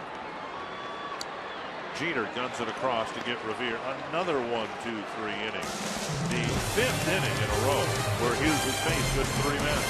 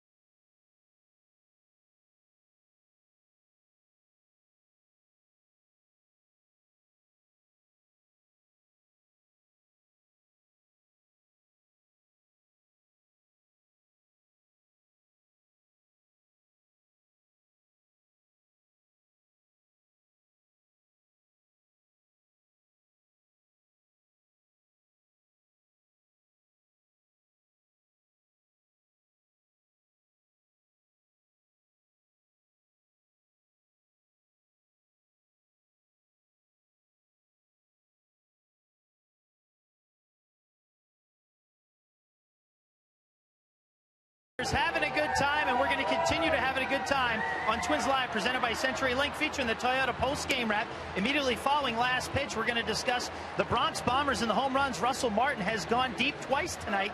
Guardy's reaction to Kevin Slowey's performance, and that Yankee offense producing big for the second straight night. And then Kadire and Michael Kadire and Brian Dunsing live. Send in your questions right now. Use the hashtag hashtag FSN Post. That's pound FSN Post. Send in your questions. We're going to answer them following the ball game on Twins Live, presented by CenturyLink. Dick and Bert, too late in the ball game for you guys to come out here and hang out with us. Okay, sorry. Thank you, Robbie. Pitch is inside to Curtis Granderson, leading off the 7th inning for New York against Anthony Swarzak.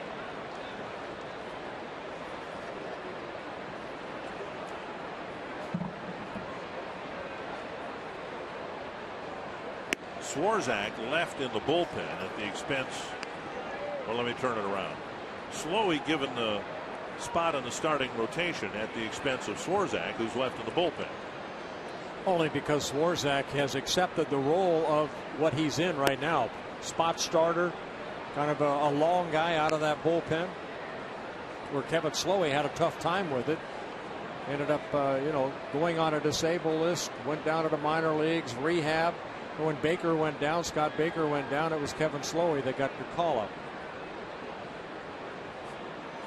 2-1. Pulled foul.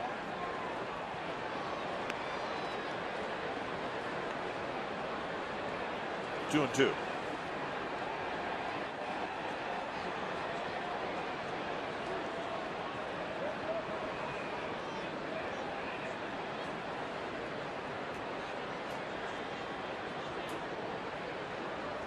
Granderson leading off the 7th. He'll be followed by Teixeira and Cano. Very high, 3-2.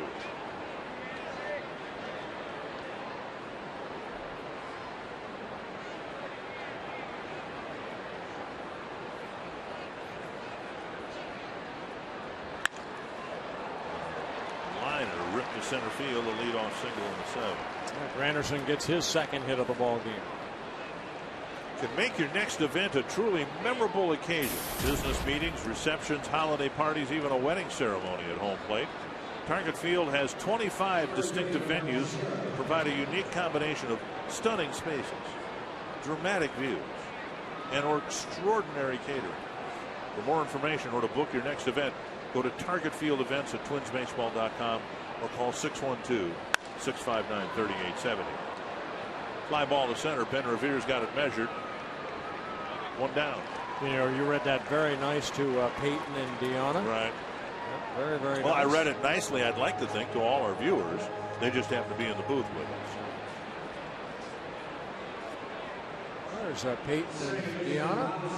Hi. You're going to be on TV. Bismarck Mandan area. Long trek down here, but they're here to watch the Twins and Yankees. So welcome to the booth. Now you're a movie star. You can go home and say, everybody, you're on TV. It's not that big a deal, believe me.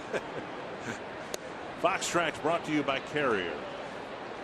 1-0 to Cano.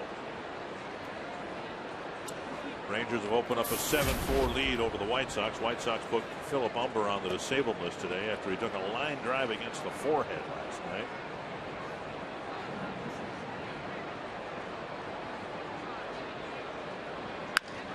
Line to left. Sony's going to try to make the catch, and does. Out number 2.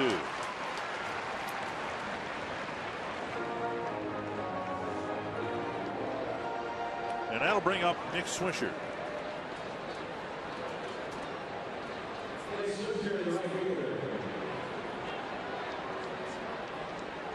Swisher on the night, a single in the 2nd, and then a couple of strikeouts. One looking, one swinging. Every Yankee starter at least one hit, except for Eric Chavez. He's 0 for 3. Yankees with 11 hits in the ball game. Twins only 1.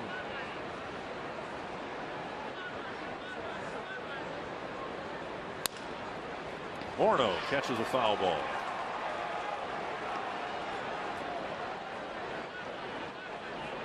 If Swarzak can put a 0 up on the board here in the 7th, It'll be the first inning in 5 that the Yankees haven't scored.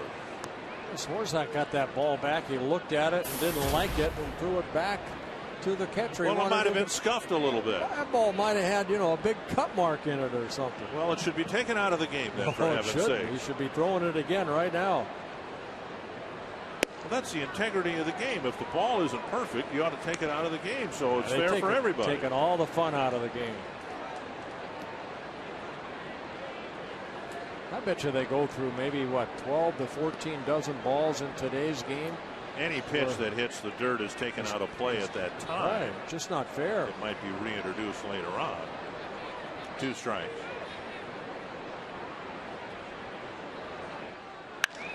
Drive to left to Sony's got a retreat. And he makes the catch. Nice catch. Leadoff walk, or leadoff single rather. No damage done. And it's time for the 7th inning stretch. Brought to you by Medica.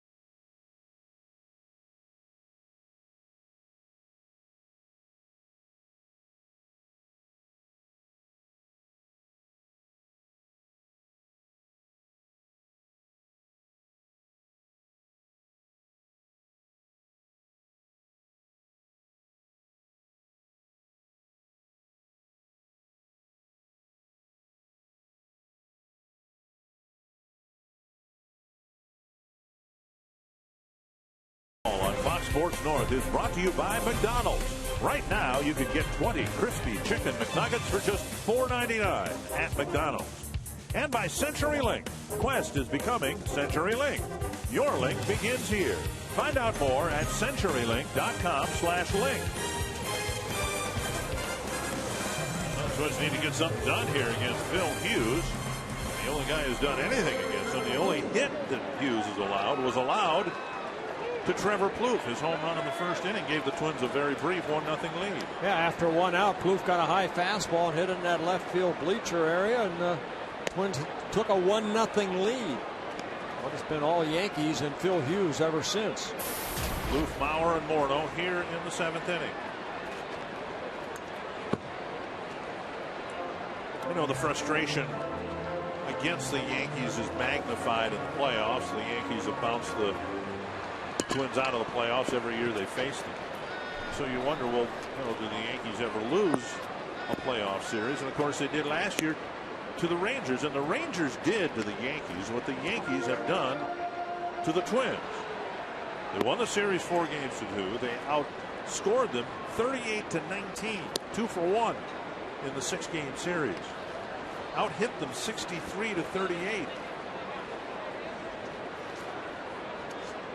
So it can be done. You just have to play the Yankee game and play it better than they do. And the Twins haven't been able to do that, obviously. Foul back. Well, it's not only postseason. I think the most frustrating part is during the season. You see, since 2009, 3-20 against the Yankees? You'd like to have at least a positive if the Twins ever do face them again in postseason by beating them during the season. Jack swing 3-2. Phil Hughes, he's had 6 starts since his return from the disabled list, and he hasn't gone further than 6 innings. And a leadoff walk. sending Plouffe to first base. First base runner the Twins have had since Kubel's leadoff walk in the second. Time for the Coors Light Cold Hard Blast.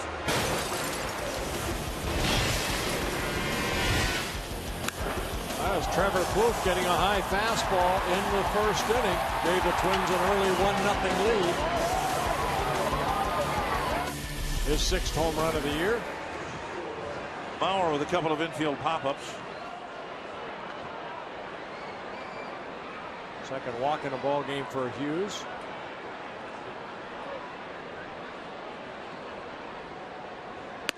Fastball and strike one.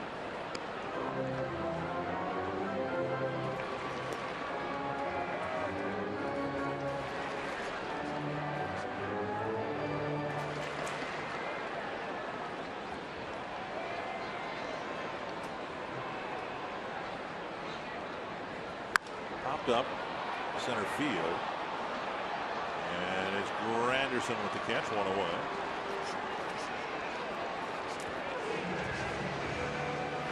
And before Morneau gets to the plate, here's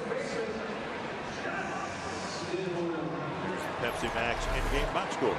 Yeah, not much there, just a solo home run by Trevor Plouffe. Morneau with a little nubber in front of the plate. He was thrown out in the first, and he hit a fly ball to center. After you would call the home run, he hit a fly ball about 380 feet to center field. Strike one. Good curveball right there.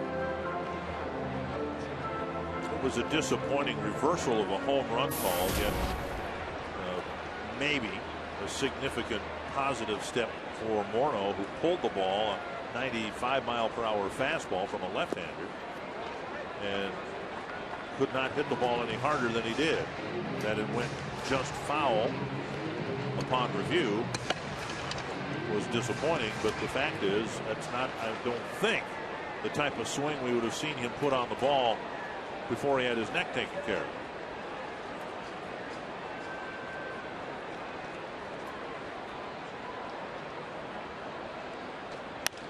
It's hit to right, and it's hanging in the air for Swisher. And out number 2.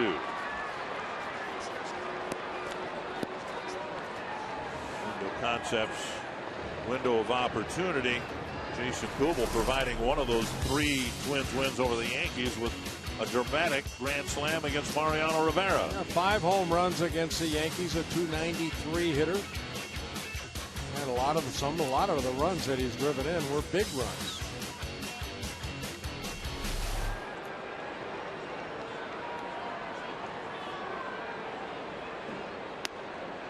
Strike on the outside corner. Kubel drew a leadoff walk in the second, and he hit a one-hopper on a check swing back to Hughes.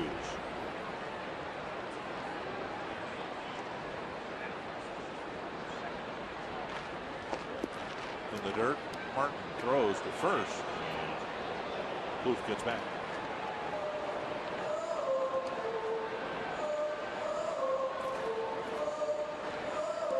You had an awful lot of different catchers in your career. Who was the most active behind the plate in terms of throwing the bases? Jim Sundberg was pretty good. I don't know. All the runners never stopped at first off me. They always went to second.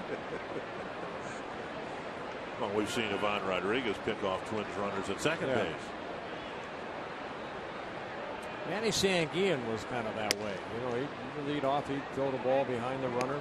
Did Tony Pena caught you, didn't he? Just in spring training. Just in spring training.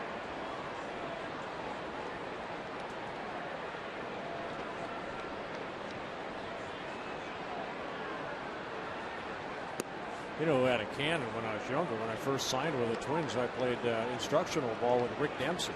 Oh, really? Oh, he had a cannon. He maintained that good throwing arm throughout his career. Tony Pena, same thing.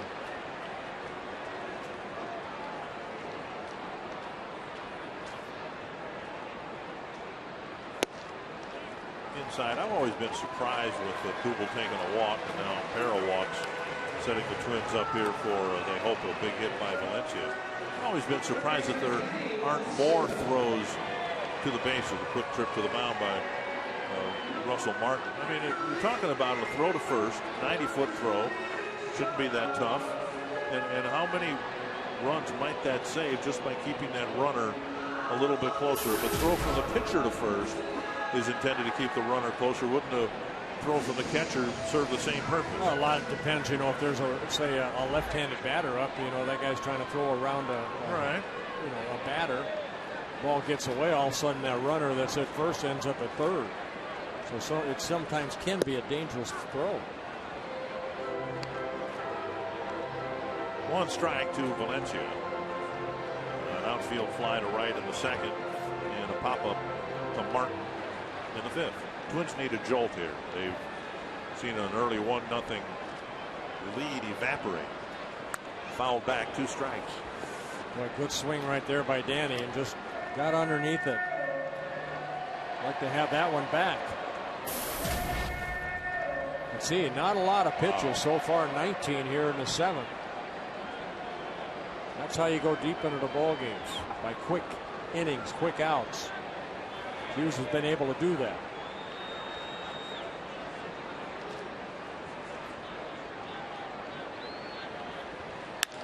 And a bouncer to second. Cano runs to the bag. The Twins take a couple of walks, leave 2 runners aboard. It's still 6-1.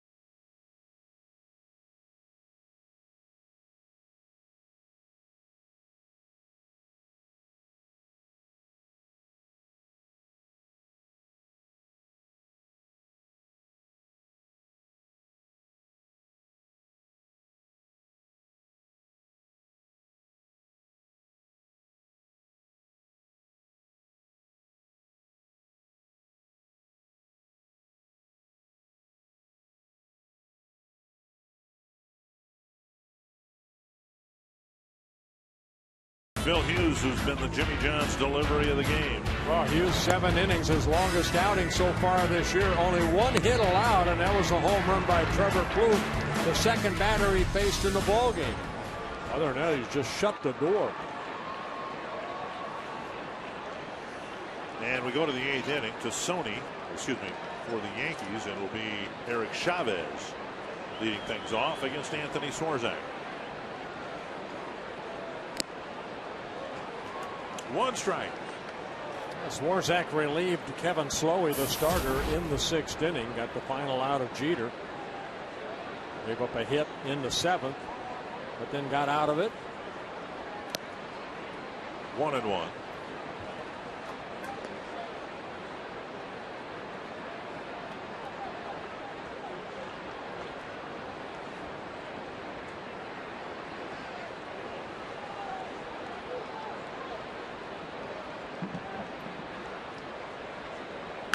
Popped up left side, and Tassone comes in. 1 down. Casino's story of the game.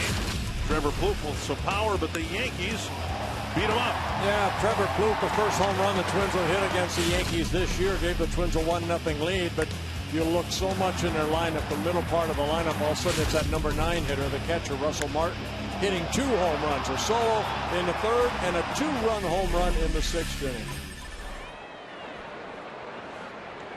Here's Posada, single and a run scored. His single in the 6th came after Kevin Slowey had struck out Swisher and Chavez. And like the 2-out walk last night late in the game, you didn't think so much of it. And then by innings end, the Yankees get a couple of runs out of it. Martin followed with his second home run, and what was a game that was within range at 4-1 had been pushed out to 6-1. 1-0.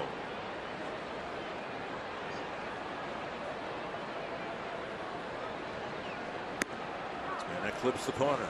Good off-speed pitch right there at 83 miles an hour.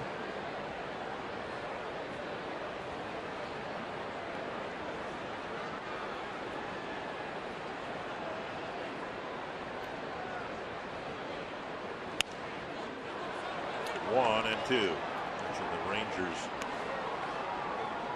beat the Yankees in the playoffs last year. Looks like the Rangers are headed back there. They almost swept the Angels in Anaheim last night. Mark Trumbo hit the home run. Did you see the wide berth that they gave Trumbo when he came in with his walk-off home run last night? Yeah. There wasn't anybody within 5 feet of home plate. Do not step on home plate. Don't get around them. Don't let them jump on top of home plate. After what happened to Kendrys Morales last year. 1-2 to Posada.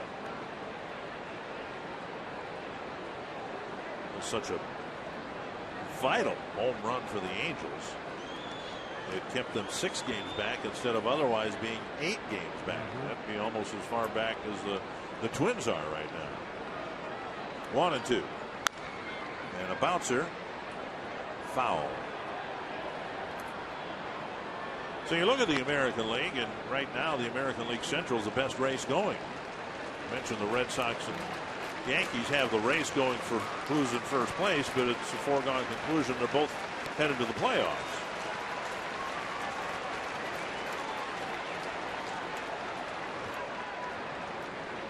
And last year, the Yankees were the wild card team. Never forget that. The Twins actually had the home field advantage last year in the first round of the playoffs. 2-2. 2 teams in the National League I'm happy for. The Brewers off to they have a 6.5 game lead coming into today's play over the Cardinals, and the Diamondbacks, the job that Kirk Gibson's doing over there and his coaching staff.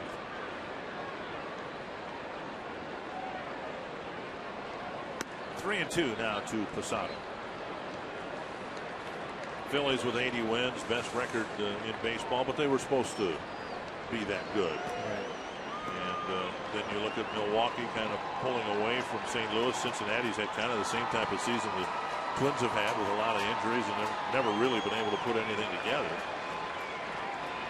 Full count to Posada, and he walks him.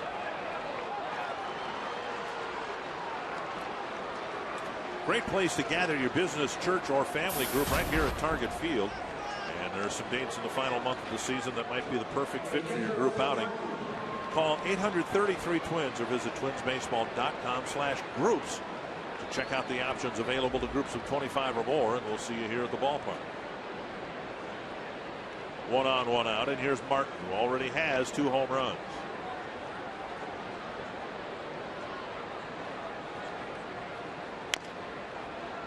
Taps it foul.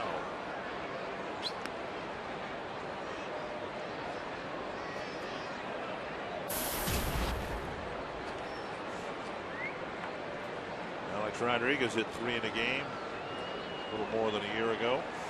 For Martin, that's his second 2-run home run game so far. The last time he did it, 2007 in LA against the Astros.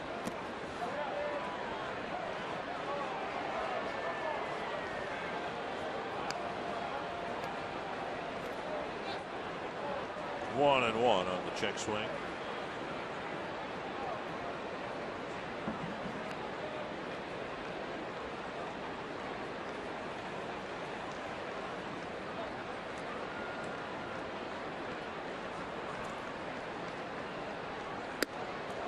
And now 2 and 1.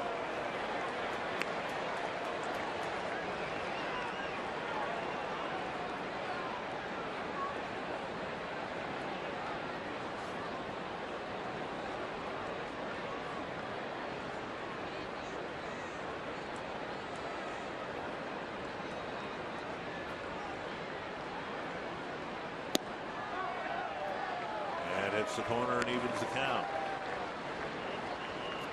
Challenge for the Twins is to get back to where they have been more often than not in the last 10 years. Wrapping up August on the verge of heading for the playoffs again.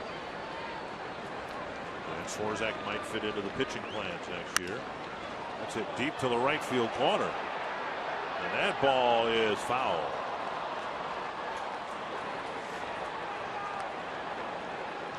You know a thing or two about pitching. Where do you think Swarzak would best fit as the Twins project him forward in 2012? I think he's going to stay right where he's at right now because, you know, if Baker comes back, he's going to be put back in that rotation.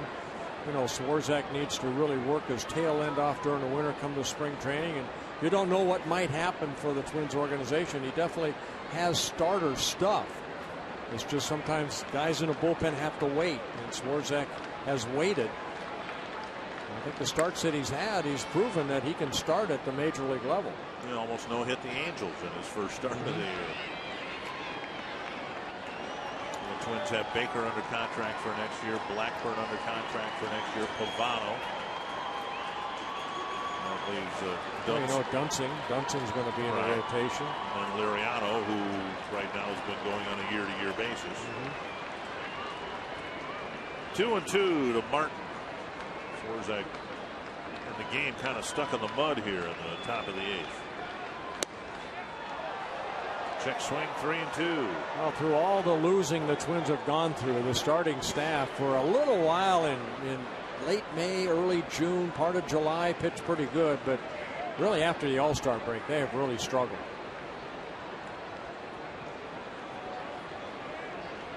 Go back to, I believe it's July 27th. Liriano's the only starter to win a couple ball games. That's it. Martin finally strikes out, 2 away. And Swarzak picks up his first strikeout, goes to the breaking ball, and Martin looked like he was trying to hit his 3rd home run of the year. Strikes out for the 2nd out. That'll bring up Gardner. And what happened to the starting rotation this year is just the opposite of what the Twins have normally had happen as they tried to play catch up with a team or two in the division. It's usually been the starting pitching. In 06, of course, it was Liriano, and then when he got hurt, Santana and Radke just kind of led the way for everybody else. And they never really in the second half of the year have had that one starter to lead the rest of the pitching staff. Yeah, I mean, Pavano, his last 3 starts have been pretty good, but he's been inconsistent. They've all been inconsistent. Baker was about the only one that was, you know, getting on a good roll, and then that elbow flared up. Here's a pop-up, and Valencia comes into the infield grass. And a scoreless inning for Swarzak, issuing just a 1-out walk. We head to the bottom of the 8th.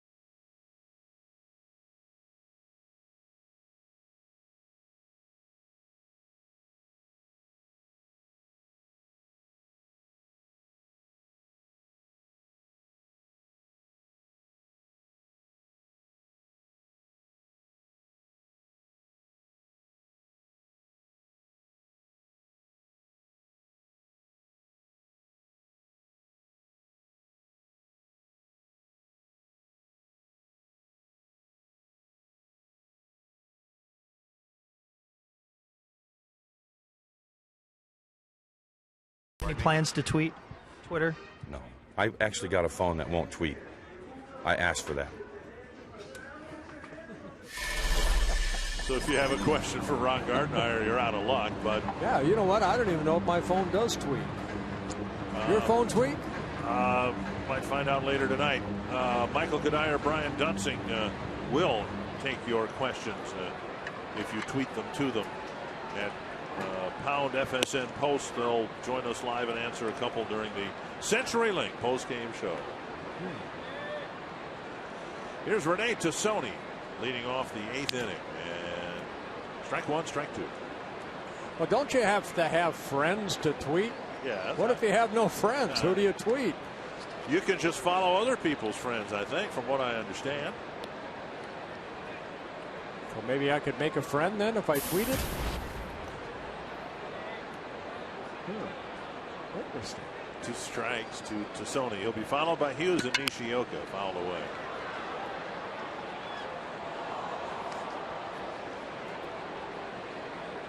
We need to get Gale back up here in a hurry.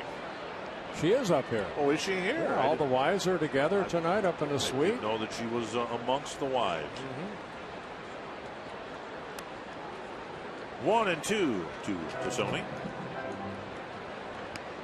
The Twins were nice enough to have Heidi and my wife Gail and a lot of the executives and wives up there. Sure, they're enjoying the game. Pulled to first. My goodness, Phil Hughes has been overwhelming the Twins hitters here. 3 walks, just 1 hit, 1 out in the 8th. Fox Sports North Outdoors is your home for the best outdoor programming Saturday and Sunday mornings. It starts at 6 in the morning tomorrow, 8 in the morning on Sunday. Fox Sports North Outdoors presented by Menards. Yeah, the Twins have had only 2 base runners left on base, and those were both the walks last inning. Right. And that's been it. Luke Hughes, since his call-up, has come to the plate 3 times and struck out 3 times.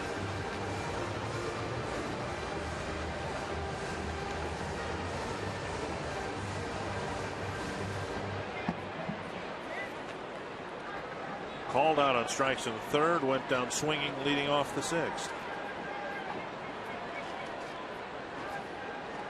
Well, what Hughes has done here tonight has got to be a big shot in the arm for the Yankees. 100 pitches and now 101.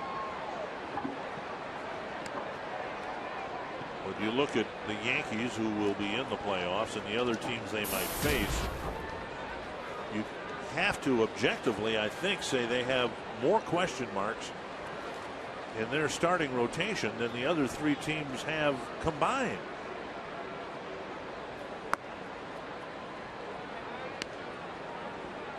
The Red Sox have a pretty stable rotation. CC Sabathia as good as they come. Colon, Reclamation Project, Garcia, Burnett, and a base hit for Hughes, just the 2nd Twins hit of the night. And it comes with 1 out in the 8th inning. And the 41,328 fans enjoying that. Finally, another hit by the Twins.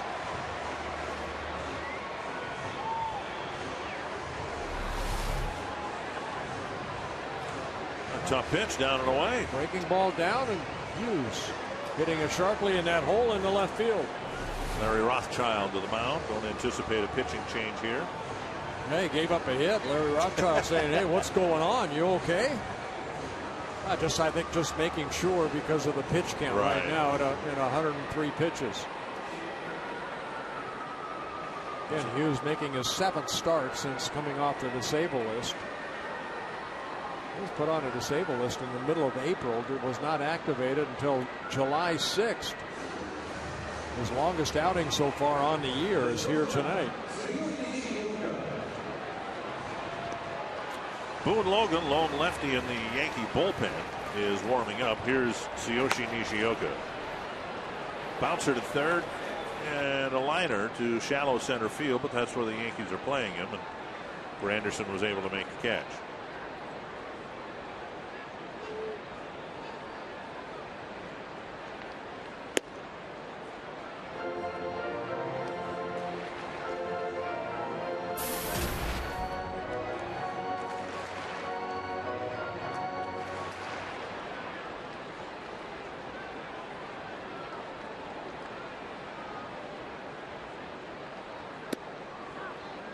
1-1.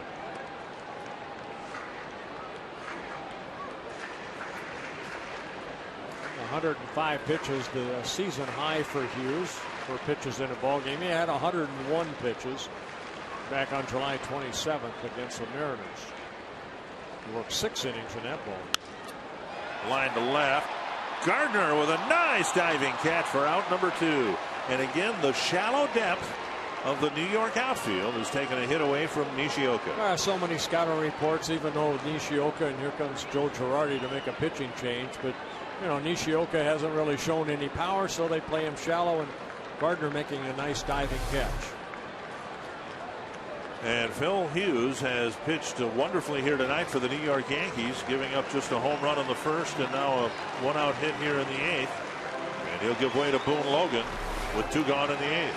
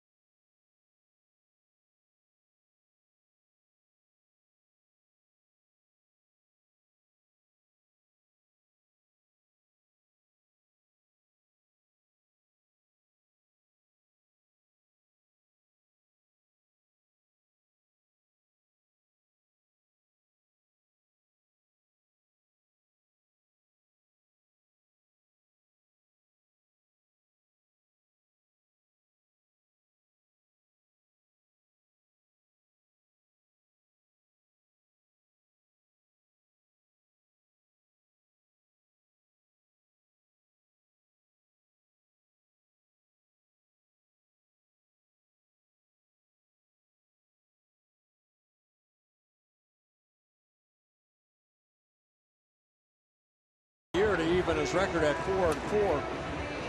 Boone Logan coming out of the bullpen. Right now the only left-hander out in that bullpen, making his 46th relief appearance. Logan in his 2nd season with the Yankees. He pitched for the White Sox, the Braves. Good fastball, hard slider, and a changeup. And Ben Revere will try to put together a 2-out rally here with a runner at first and 2 out. Revere has not gotten the ball out of the infield, but a lot of Twins hitters didn't have much luck against Phil Hughes. Revere with a bouncer to second, a pop-up to third, and a bouncer to short. Well, one thing about the starting staff, if they can get into the 6th and 7th inning, they turn it over to Yankees due to a very good bullpen. Combined ERA of 3.01, the best in the American League.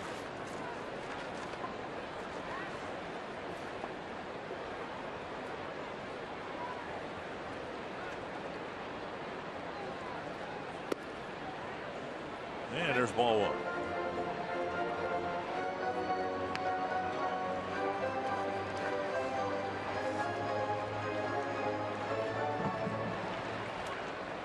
Red Sox leading the Royals 7-1 in the 8th. Just a half game separating the first place Yankees and the 2nd place Red Sox. Check swing, and it's 2-0.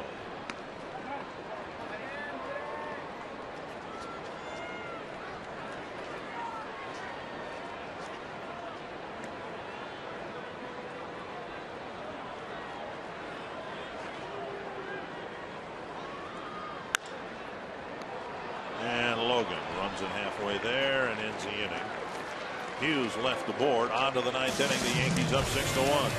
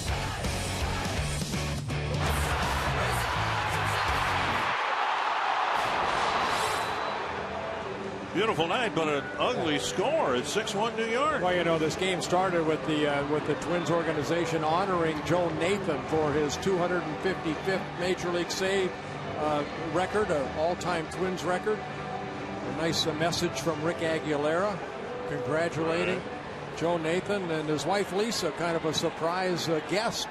She wasn't supposed to come into town, and she came into town and surprised him out on the field, which kind of shocked Joe right there. Very nice.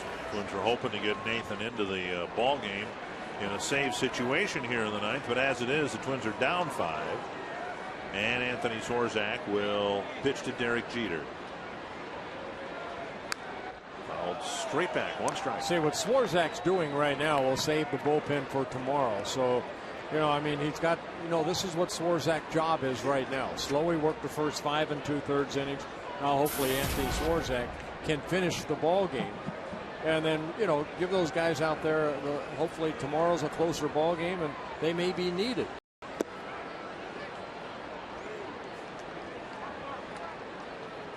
Last night, the Twins used Maharis, Burnett, Perkins, and Capps.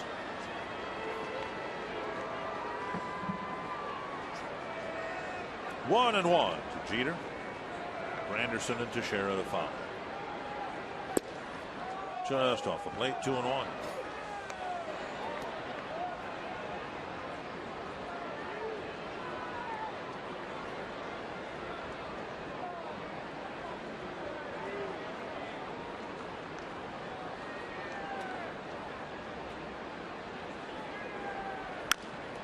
Chopper. Valencia will have to hurry. And Orno can't hold on to the low throw. They'll give Jeter, I'm sure, an infield hit. Today, Curtis Granderson, who's one of the most generous of his time for charitable causes and just being out in public and being visible. Spoke at the Northwoods League Clinic. He's an alum of the Northwoods League. Right, up in Duluth. And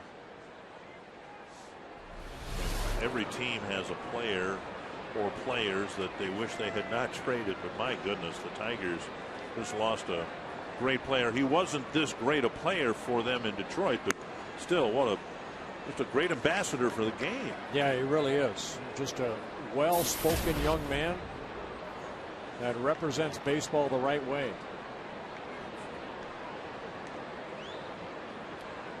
He had just been traded over to the Yankees. We saw him in spring training, and this was right after the next spring after game 163, which was just a heartbreaking experience for all the Tigers. And he was very friendly and kept talking about the game and how wonderful the game was, even as a member of the team that lost game 163.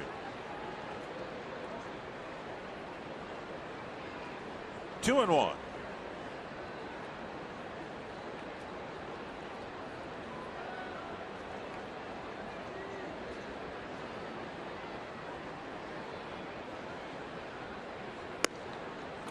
And now 3-1. Swarzak 1 walk so far. He's given up just the 2 hits with a strikeout in relief of Slowey.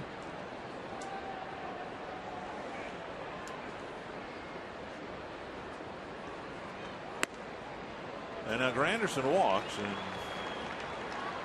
Swarzak's working himself into a mess here. Just a little nubber for a hit by Jeter, but now seems like over the years, as the Yankees have dominated the Twins, every time the Twins walk a Yankee batter, it comes back to haunt them. Rick Anderson will come to the mound. Looks like Phil DeMatre just got up out in that bullpen, so Andy coming out just to give DeMatre some more throws out there if needed.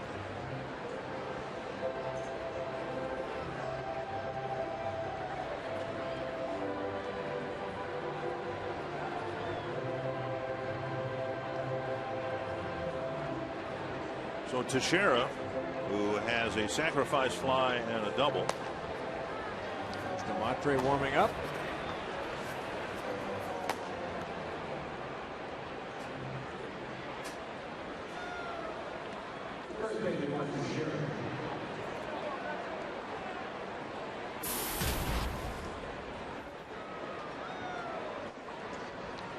Swarzak and the Twins need some outs.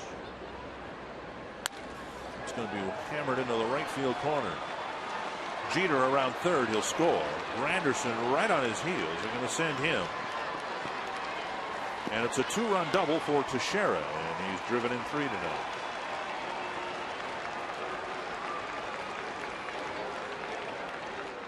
Well, just like that, Rick Anderson going out to talk to Swarzak. The next pitch, Mark Teixeira hits his second double of the ball game, his 21st of the year. The Yankees open it up with an 8-1 lead.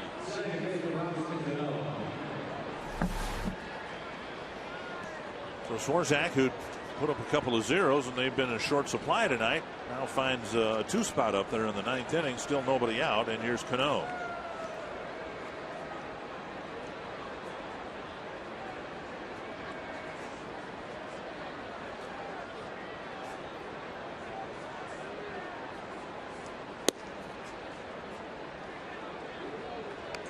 Ball 1.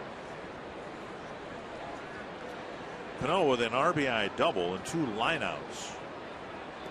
He lined out to Revere in his first at bat, lined out to Tassoni in his most recent at bat.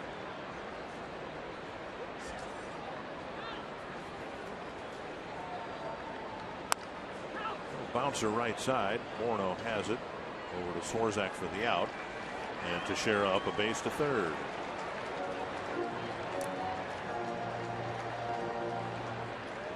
So Cano retired, and that'll bring up Swisher.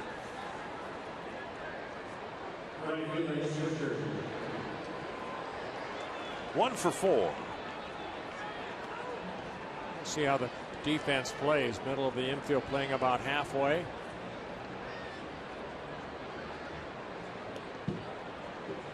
Eight runs again for the Yankees. And the Twins aren't going to beat many teams. Yankees, anybody, giving up 8 runs a game. Infield's in. And the pitch popped up. Nishioka out, and Tassoni comes in, and he'll make the catch for out number 2. And that'll bring up Eric Chavez.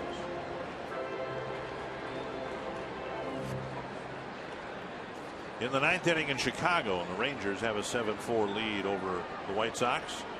We're going to have a pitching change here, it looks like, with left-hand hitting Chavez due up, and Phil DeMatre warmed up. 2 more for the Yankees so far in the 9th.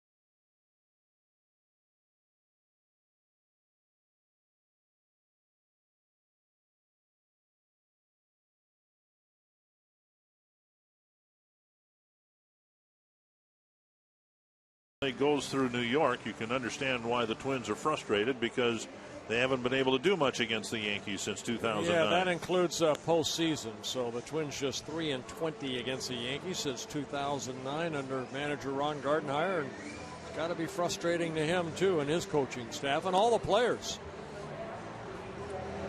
into more frustration tonight. The Twins down 8-1. They were beaten 8-4 last night.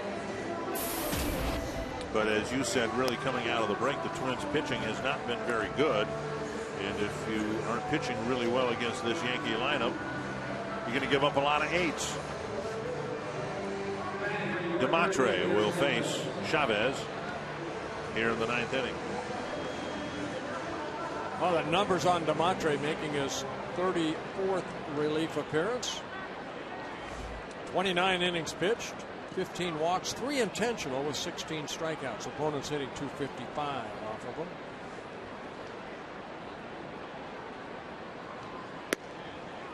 Strike one. The Yankees 15 hits in last night's ball games, 13 so far here in tonight's ball game.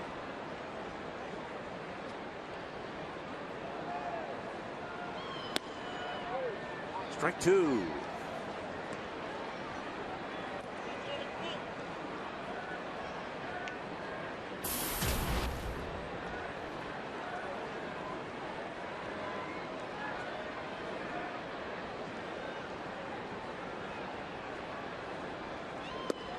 And farther outside, 1-2. Francisco Liriano going against A.J. Burnett tomorrow. And as you said, in terms of starters getting wins, it's been Liriano and Liriano alone. Yeah, he has the last two victories as a starter. Chavez strikes out. DeMatre cleans up the 9th, but the Yankees add 2 more.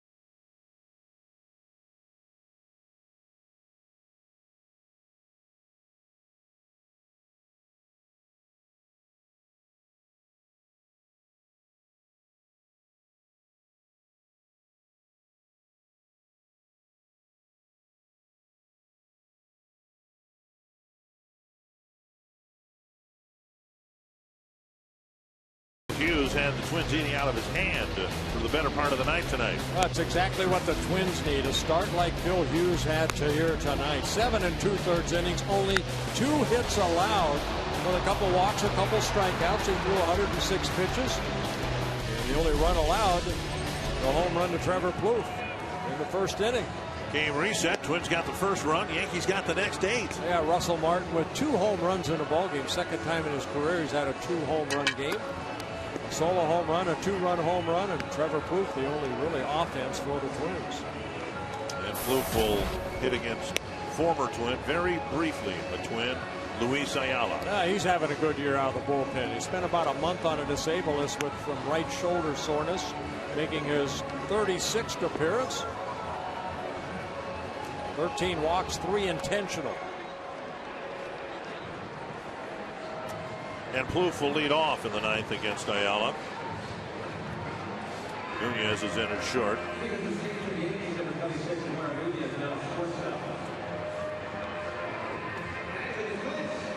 And Plouffe, who has a home run and a walk.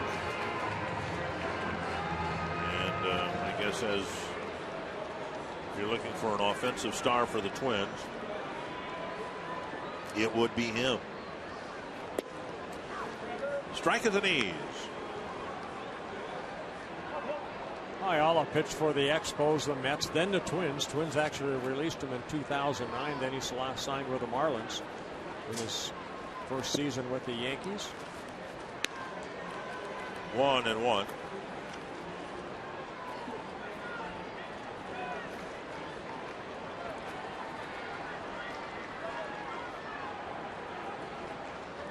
Ayala was frustrated with his bullpen role with the Twins. We talked earlier about Kevin Slowey, and he didn't react well to being relegated to bullpen duty. Ayala didn't particularly want to be in the role he was in. A soft liner picked off on the fly by Chavez, and Ayala said something to the effect that the role he was in would not bode well for him as he tried to find a job next year. Well, this was in May.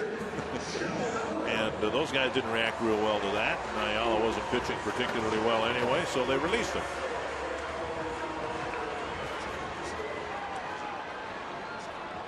One down. Here is Mauer.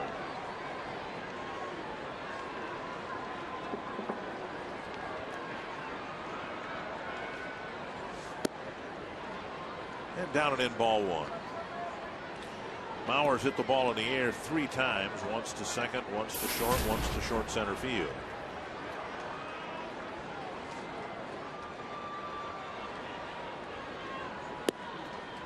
(2-0). Ayala has that kind of short arm type of delivery. You know, he's not a long arm type pitcher. He'll come set and then kind of short arm at home. He's got good sinking fastball when he's on. You look at their bullpen. Ayala now over 39 innings pitched, 1 home run allowed. Then you go down to Boone Logan, over 30 innings pitched, 3 home runs allowed. Rivera, 47 innings, 3 home runs allowed.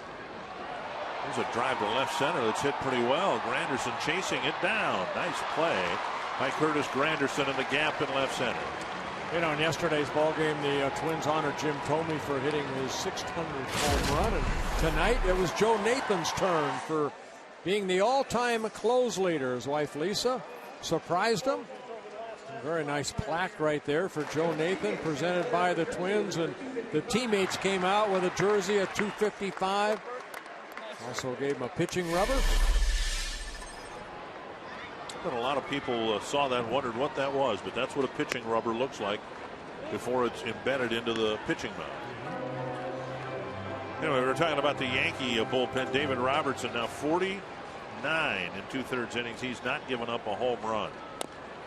So the Yankee approach with their relievers is, look, if we keep the ball in the ballpark, and in their home ballpark, that's not an easy thing to do. It's not. Well, our bullpen's going to be pretty good. Awful lot of relief innings and just a handful of home runs allowed.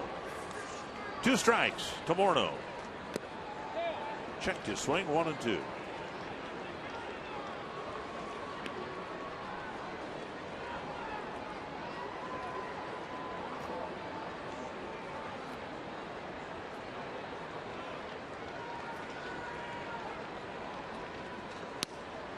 Two and two.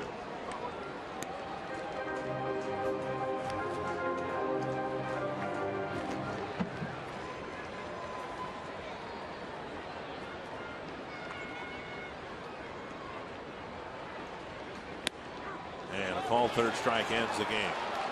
And for yet another night, the Yankee dominance over the Twins continues. Anthony LaPanta, Twins got the first run back in the first inning, but the lead did not last very long. Did not last long, and it got away in a hurry. Yankees 8, Twins 1. We'll show you how New York continues their dominance. We'll hear from Ron Gardenhire, our instructional. We'll take you into the outfield, show you how to go back on the ball next on Twins.